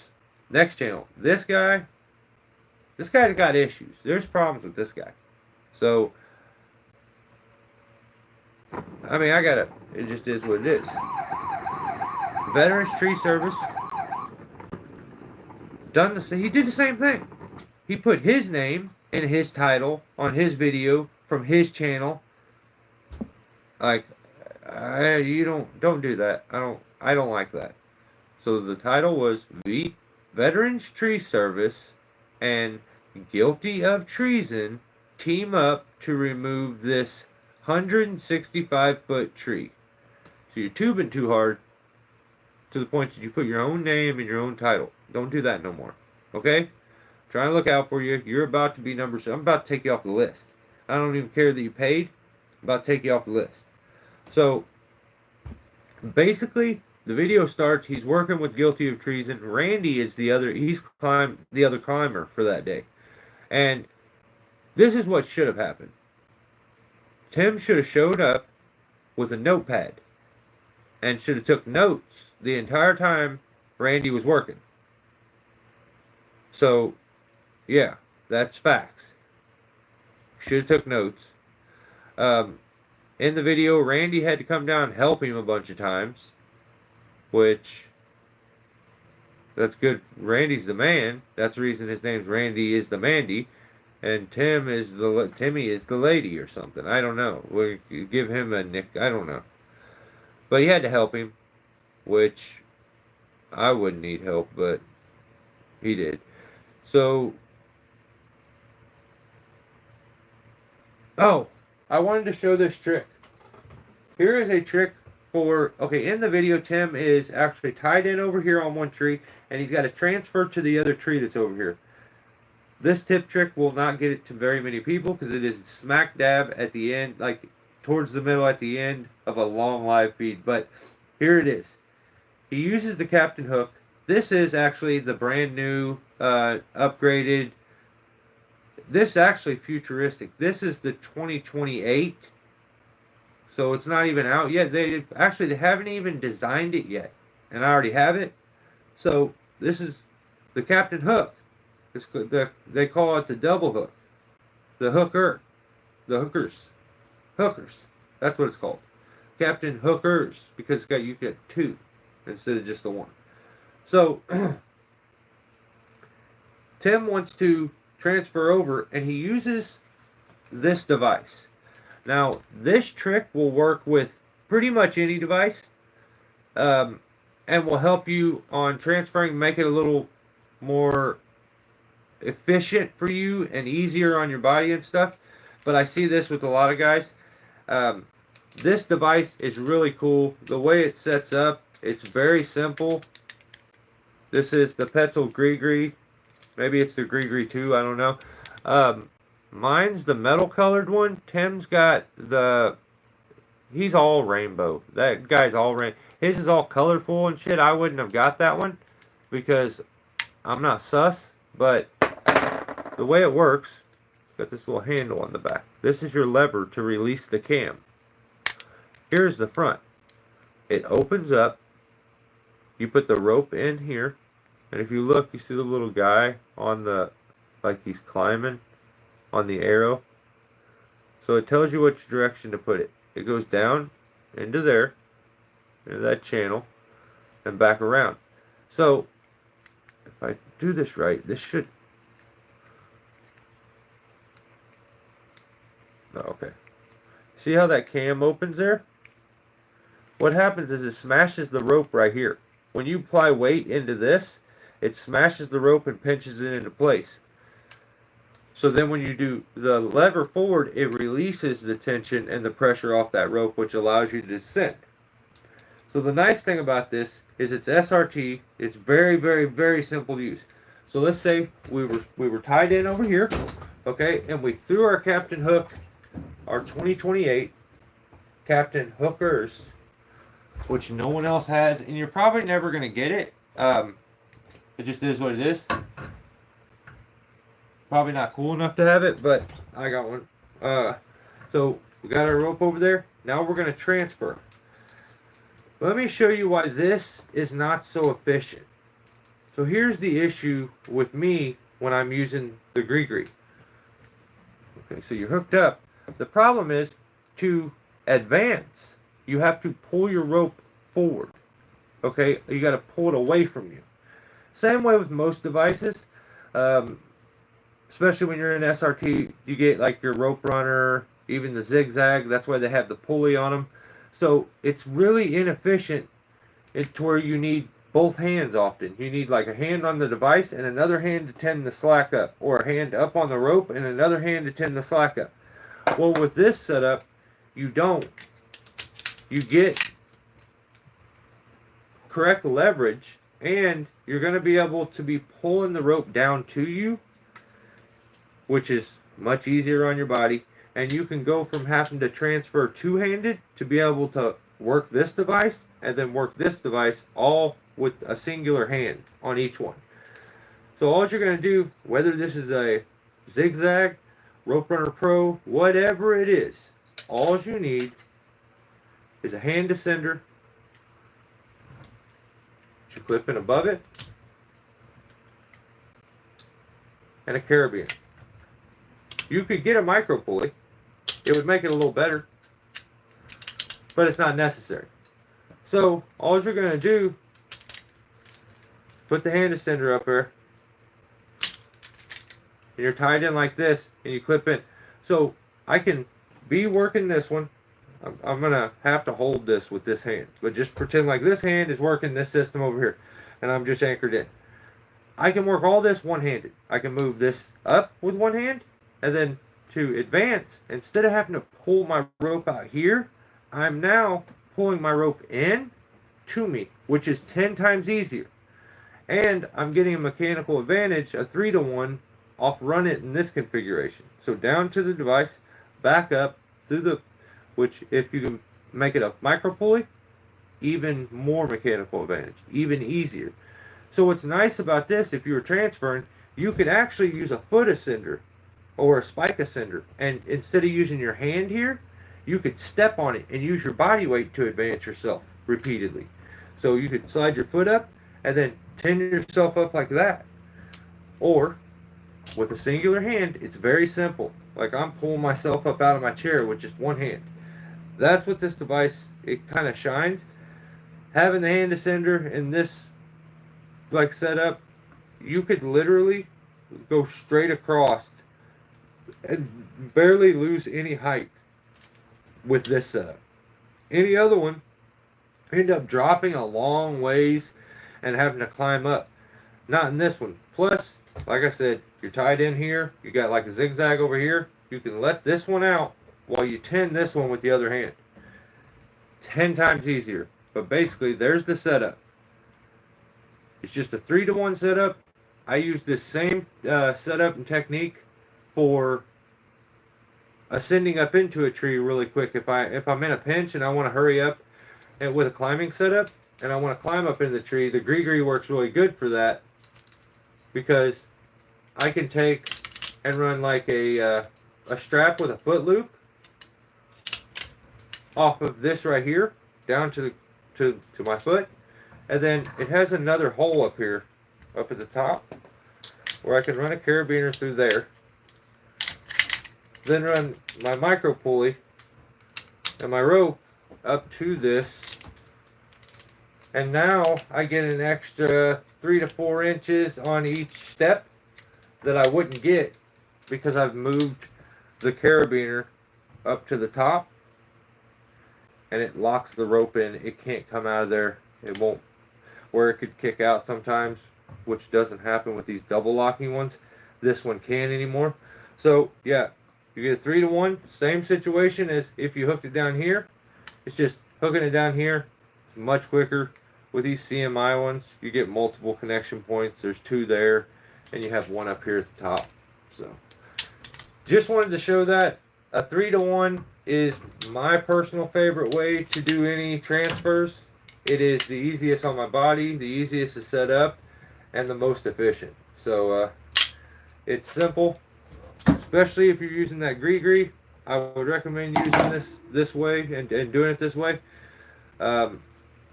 Or if you're using anything else, that same situation happens where you would put the hand ascender. If you're going DRT, it would you would put it on the moving end of the rope, I believe.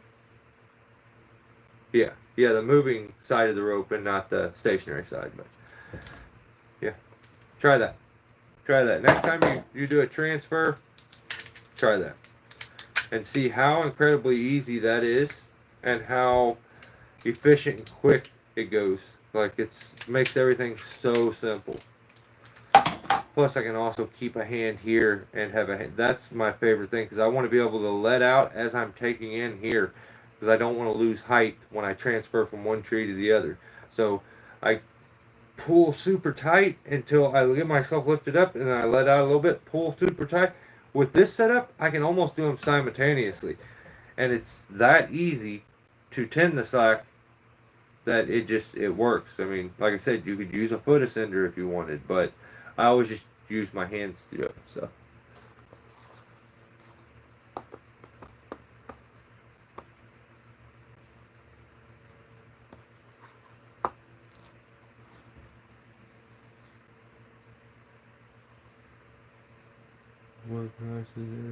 yeah, it's just not as easy to advance. A prusik, you're not going to be able to reach over and grab the prusik and just slide it up the rope with ease. You're going to have to kind of fiddle with it and wiggle it and compress the knot to get it to go up. Hand ascender, you're not. It's like, I'm telling you, a hand ascender is so incredibly useful. I use a hand ascender in so many different ways. One of my favorite is it being used as a brake or like an e-brake on a tree jack. So here on the tree jack, I think I have one right here. As it works, the rope comes through, goes back out this end, goes through here, back around and out this. So as you're cranking, or no, opposite. It goes through there, around, and exits here. So as it's exiting, I guess I could just show you it real quick. So this is, if you use a maze dam and you don't use the 3-strand rope that it calls for, here's a little tip for when you're doing it. So you can get, potentially sometimes when you're doing these, they can lose a little bit of tension, and when they lose a little bit of tension, like if a branch breaks or a sucker snaps off, it can come out of the bite here. I use a 12-strand rope, which it comes out of the bite sometimes, especially after you glaze the rope, and have used it too much, but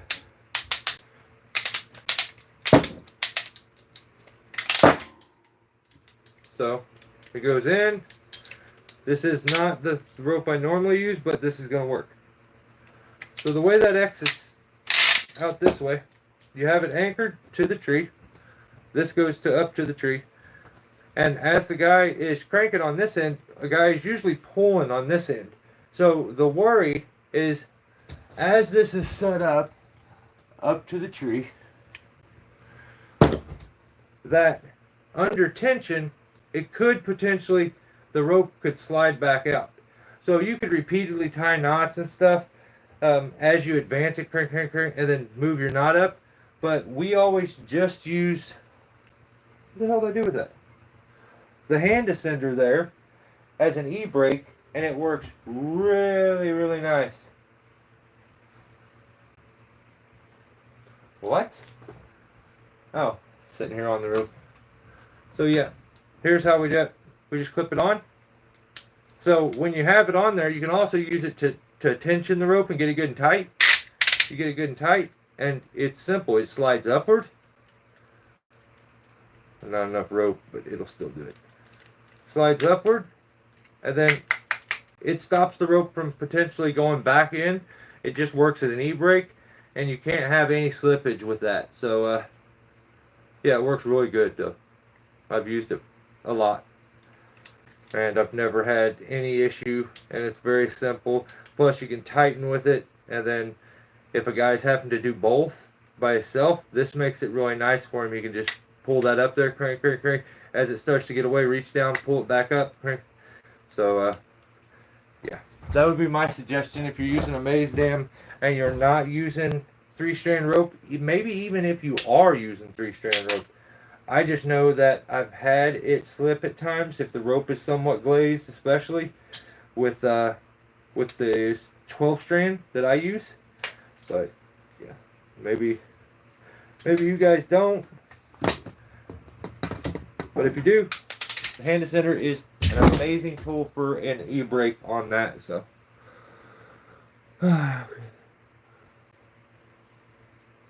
what in the hillbilly? Oh, nothing. Sweating. Alright, oh yeah, okay, so I showed him the trick. Where was I at? Damn, that was a major ADD breakdown. Okay, so Tim's up in the tree. Randy already did his tree. Helped Tim. Tim's slow. He's like lazy and a little rude. He left the ivy on the tree. He was supposed to clean the ivy. I don't know why he's being a sissy, but he didn't clean the ivy, so that's not good. I want to tell, this is what I want to tell you right now. Stop double tugging your strap. It's unnecessary. It aggravates me every time you do it, so don't do it no more. I don't like it. Tim's parents came and visited him. His parents are way cooler than him. Mainly because they live in Missouri, and they're way far away from California. So, like, they basically just keep cool points that Tim lost when he moved to where he's at now. Tim was exhausted and tired after like 40. I think he only climbed for 45 minutes. I think was they timed it. I think he climbed for 45 minutes and was exhausted and did, maybe it was a little tree. I don't know, 50-footer or something. Had a few limbs on it. Dude was exhausted. You would think he just climbed 260-foot trees, you know what I mean? But it is what it is. He also, okay, so Randy asked him about the buck grab. And Tim has this new lanyard positioner. It's from Buckingham. It's called the buck grab. And what I like about it, it's really cool, is here's a grab that's very similar. But they took this piece and they turned it so your thumb goes into it, and the connection point for the carabiner is not always being twisted on a bind like it is with most of your D-rings and stuff. When you clip into these, they kind of put them in a weird bind at times. So when they took that and positioned it this way, works perfect. It's like the same concept as when guys put a DMM ring on their bridge, because what it does is it orientates your climbing device a quarter turn, which puts it in the right position. A lot of climbing devices are cockeyed on just a regular bridge, so when you put a DMM ring, it gives it a quarter turn if it's not on a swivel, and it orientates your device in a better position. So that's what Buck did. They did that, turned it. Tim bought the Buck grab because he wanted to be like me, okay? He's trying to be like me. And I'm like, I guess you can be like me. He even asked. He's like, can I be like you? And I said, probably not, but I mean, you could try. I mean, some people just don't got it, but like, I don't mind if you try. So he got one, and then he was like, was like, look at me, I'm like you, and I'm like, not really, but yeah, you got the same rope grab as me though. That's pretty cool. So he told Randy he just got it because, no, you didn't. You tell Randy the truth. I wanted to be like Stillborn, so I got the Buck grab. All right, that's straight facts. So he needs to tell the truth. He randomly decided to confess like a secret he should have kept to himself to the customer. He told the customer he pissed himself when he was up in the tree. This is facts. You got to watch the video. That's at the end. He's like, I peed my pants up in that tree. And I'm like, I wouldn't have told him that. But,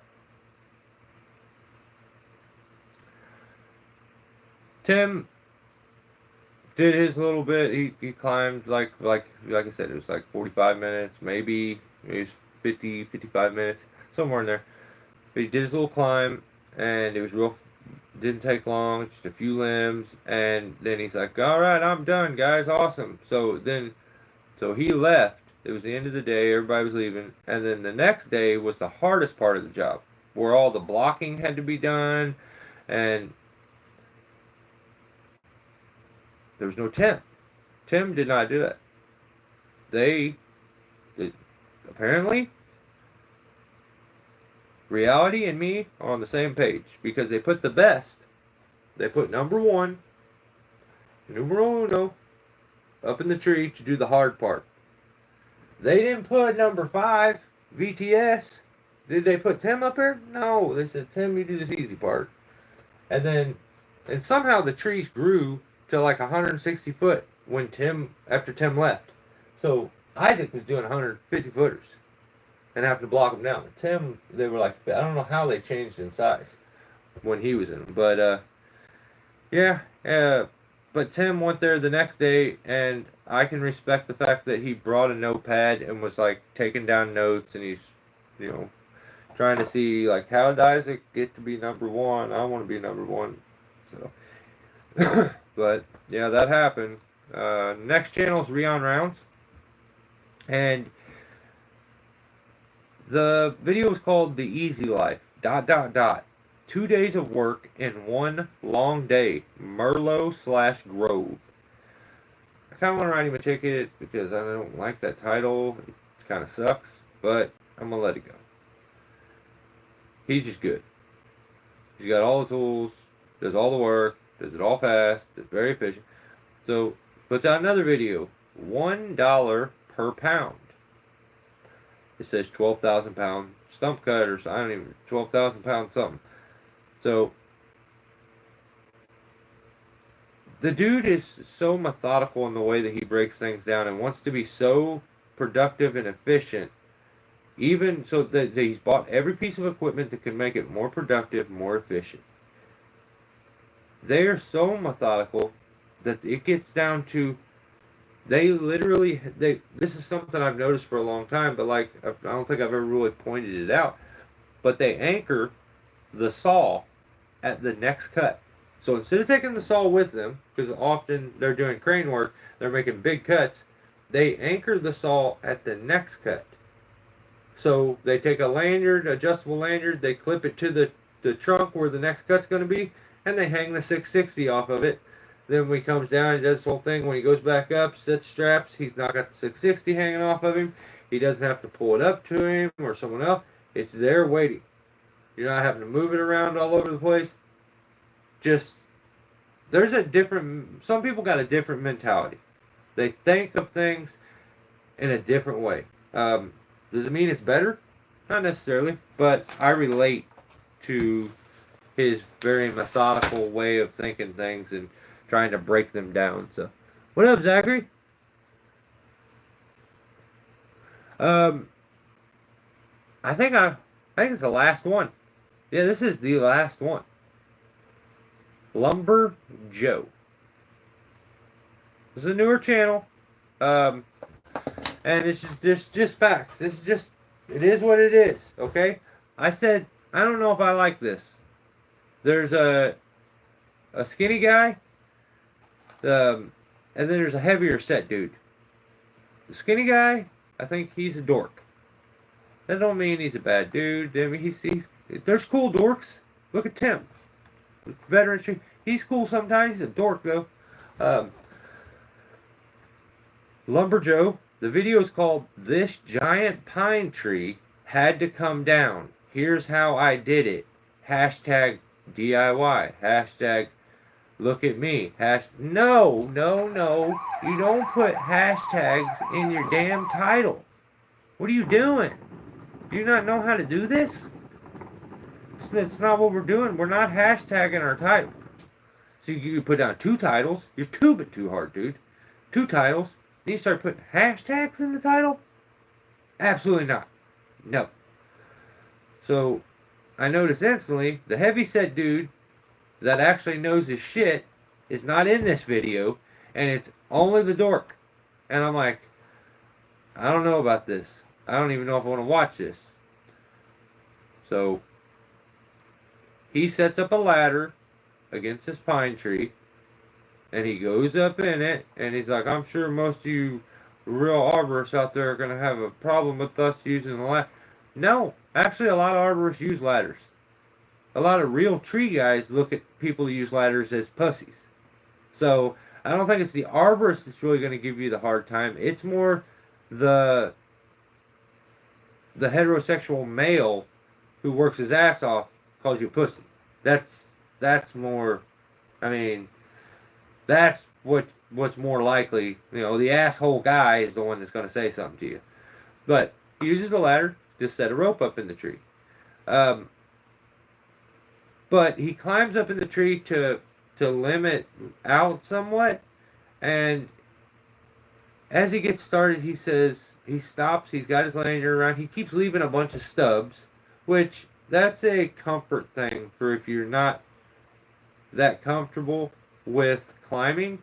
You often will leave some stubs because, especially if you're a thinker, if you were to slip, your lanyard would catch on that stub. You're thinking far enough ahead that you are thinking of if an accident would happen. So you start to leave them stubs. You don't potentially think, oh, I could jam my nuts into one of those, or smash my face off of one, or have one hit me in the ribs and break my ribs. Like, but you're thinking enough. So you can tell he doesn't really have a bunch of experience. It seems like he has very little experience. But he's a thinker, which is, you know, that'll get you a ways. So he stops at one point, got his lanyard around, he says, this is the perks to having the Milwaukee saw. And then he doesn't say anything. I think he's like so freaked out and scared at the time that he just like lost his train of thought. But I wish he would have edited that out, because that's just weird. But here, I speak a little bit of dum-dum. So I'm going to translate. On the bottom of the Milwaukee, I think they have a little scrinch that goes up into it. And I think he popped that scrinch out and used it to tighten his chain up there. I think that's what he meant. If my dum-dum is fluent, like it used to be, I think that's what he meant. So, he says, you know, tighten this chain. As he's tightening the chain, this is where I lose any respect. Because he just, fake it till you make it. He's tightening his chain up, and he says, oh yeah, gotta make sure that you got your chain brake on before you tighten. No, no, no, no, no, no, no, no. Do not have your chain brake on when you're tightening the chain. You're trying to give movement in the bar and chain. Why would you want the chain brake? You're going to break your tensioner.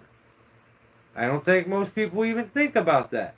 You wonder why, how come my tensioner always breaks? Well, because your dumb ass is leaving the brake on and then trying to adjust it. I mean, so there's just a little food for thought. Maybe don't put the brake on, okay? But this kid being the way he is, he's like, oh yeah, gotta make sure you put... You're trying to teach something right now to your viewers. And you have no knowledge. You have no experience. You don't even know what the hell you're talking about.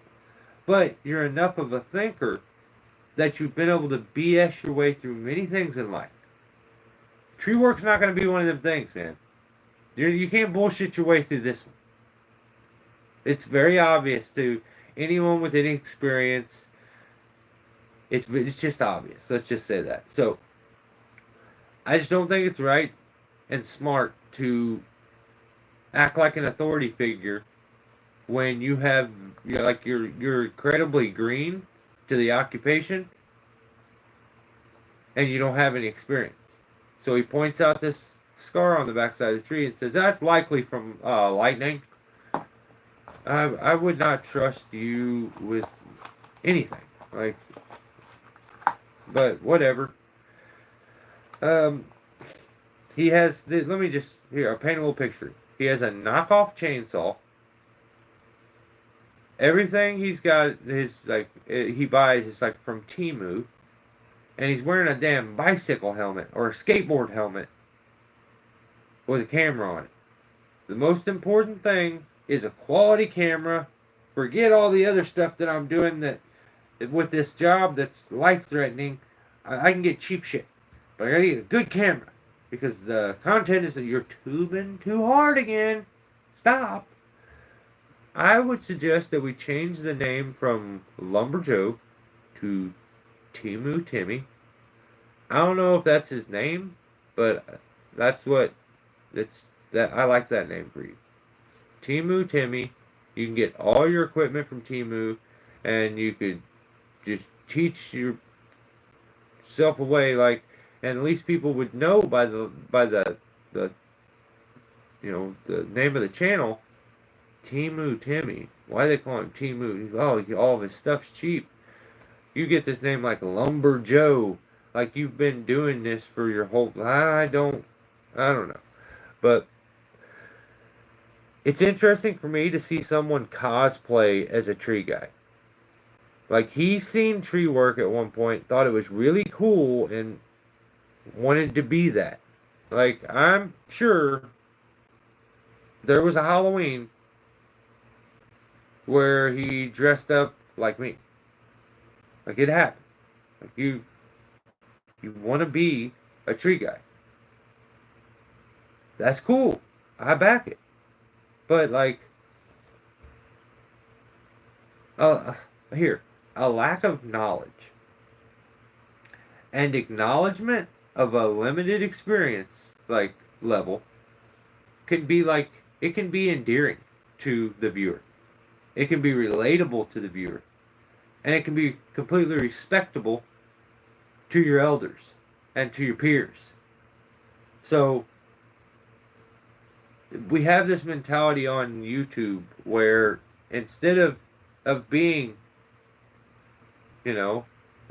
clear that I don't know everything, or acknowledging I don't have a ton of experience, instead of that, everyone's oh no, yeah, they have this narcissistic, ignorant confidence that most experienced guys see it very quickly. Oh, you're selling a line of shit. You don't know what you're talking about. You're full of it. So, just be honest. No one None of those guys that you look up to, let me say it this way, none of them guys you look up to that do tree work or that you idolize, none of them instantly gained all their experience. Instantly knew everything. That's just the reality of it. It's just the reality of it. You got to stop. You're putting the cart before the horse. It doesn't make any sense. Um, Guys act like learning and experimenting is bad. Like when in reality, even the best that do it don't know everything. I can tell you from experience. Look at the board. That says right there, actual best, me. Okay? I don't know everything. I almost know everything. Like, I probably know everything, but I'm the only one. But just that's facts. Not everybody knows everything, dude. It's okay. It's okay not to know everything. Is the point. Be confident. Be humble. Be realistic. Be open-minded. So that you can be better tomorrow than you were today. Use your experiences to learn. Don't try to rush it and fake your way through shit and pretend like you have a ton of experience. To a real experienced seasoned tree guy, you stick out like a sore thumb. Be you. Stop trying to be the guy you idolize or the guy you watch. Like, it's just not worth it. You can buy a lot of things. Okay, any kind of tools, machinery. You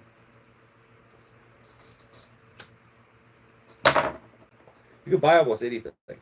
You can buy a wife, even. So for some of you fellas, I think that's the only way you're ever going to get married. You have to buy a wife. But you can buy a wife. You can't buy experience, though. That's just the reality of the situation. You can't buy experience. You can earn it. You can put the time in. You can earn it. But you ain't buying it. Watching a YouTube video and trying it once or twice doesn't then make you an authority figure to start teaching it then. Like, my best advice to anybody who's making content and you're doing tree work, I'm not looking to kick your confidence. I want you to be confident. I want you to be confident being you. I'm not trying to beat nobody down, make them feel insecure. That's absolutely not my point. Be confident. But you can be confident and humble. You don't have to be a confident, arrogant asshole. You can be confident, you can be humble, but at the same time, be realistic. If you just started doing tree work, you've only got a year or so into it, there's no way you know everything. And, being open-minded is going to allow you to learn way more things than the guy that is very close-minded. That says, I learned how to tie a Blake's hitch, and I got spikes, I can climb and do any tree. That guy's close-minded. He is going to limit himself. That's the only skills he's going to have. Where if you're open-minded, you start to find out, oh, there's different ways of climbing. Oh, you can climb on a single line and keep every bit of your progression, go twice as fast. What? There's rigging techniques that make everything easier. I can prolong my career by doing these things. I can make it easier on me. I can make it safer for me. Like, be open-minded. But don't let me or anybody else on YouTube kill your confidence. It's good to be confident. It's bad to be an arrogant asshole. So, I'm sick of talking to you guys. I mean, that's the real facts. I'm writing everyone a ticket for getting on my nerves. This live feed is over. We've done this 84 times, and I would think by now you guys understand how this works. I'm done. I'm finished with all you. I want you guys to get out of my face. Leave me alone. Thanks for giving me your time, alright? I appreciate you guys. If I can help you in any way, I'm always here. I don't mean to hurt nobody's feelings. It's just reality. Somebody's got to do the job. Thanks for hanging out. Enjoy the rest of your weekend. Have a safe work week. And do something nice. Help somebody out. It's not always about being a dickhead. 99% of the time for me it's about being a dickhead, but sometimes it gotta be nice. Thanks, guys. See you next time. I appreciate you, Timberlander. 30 years of production, timber cutting, 20 years.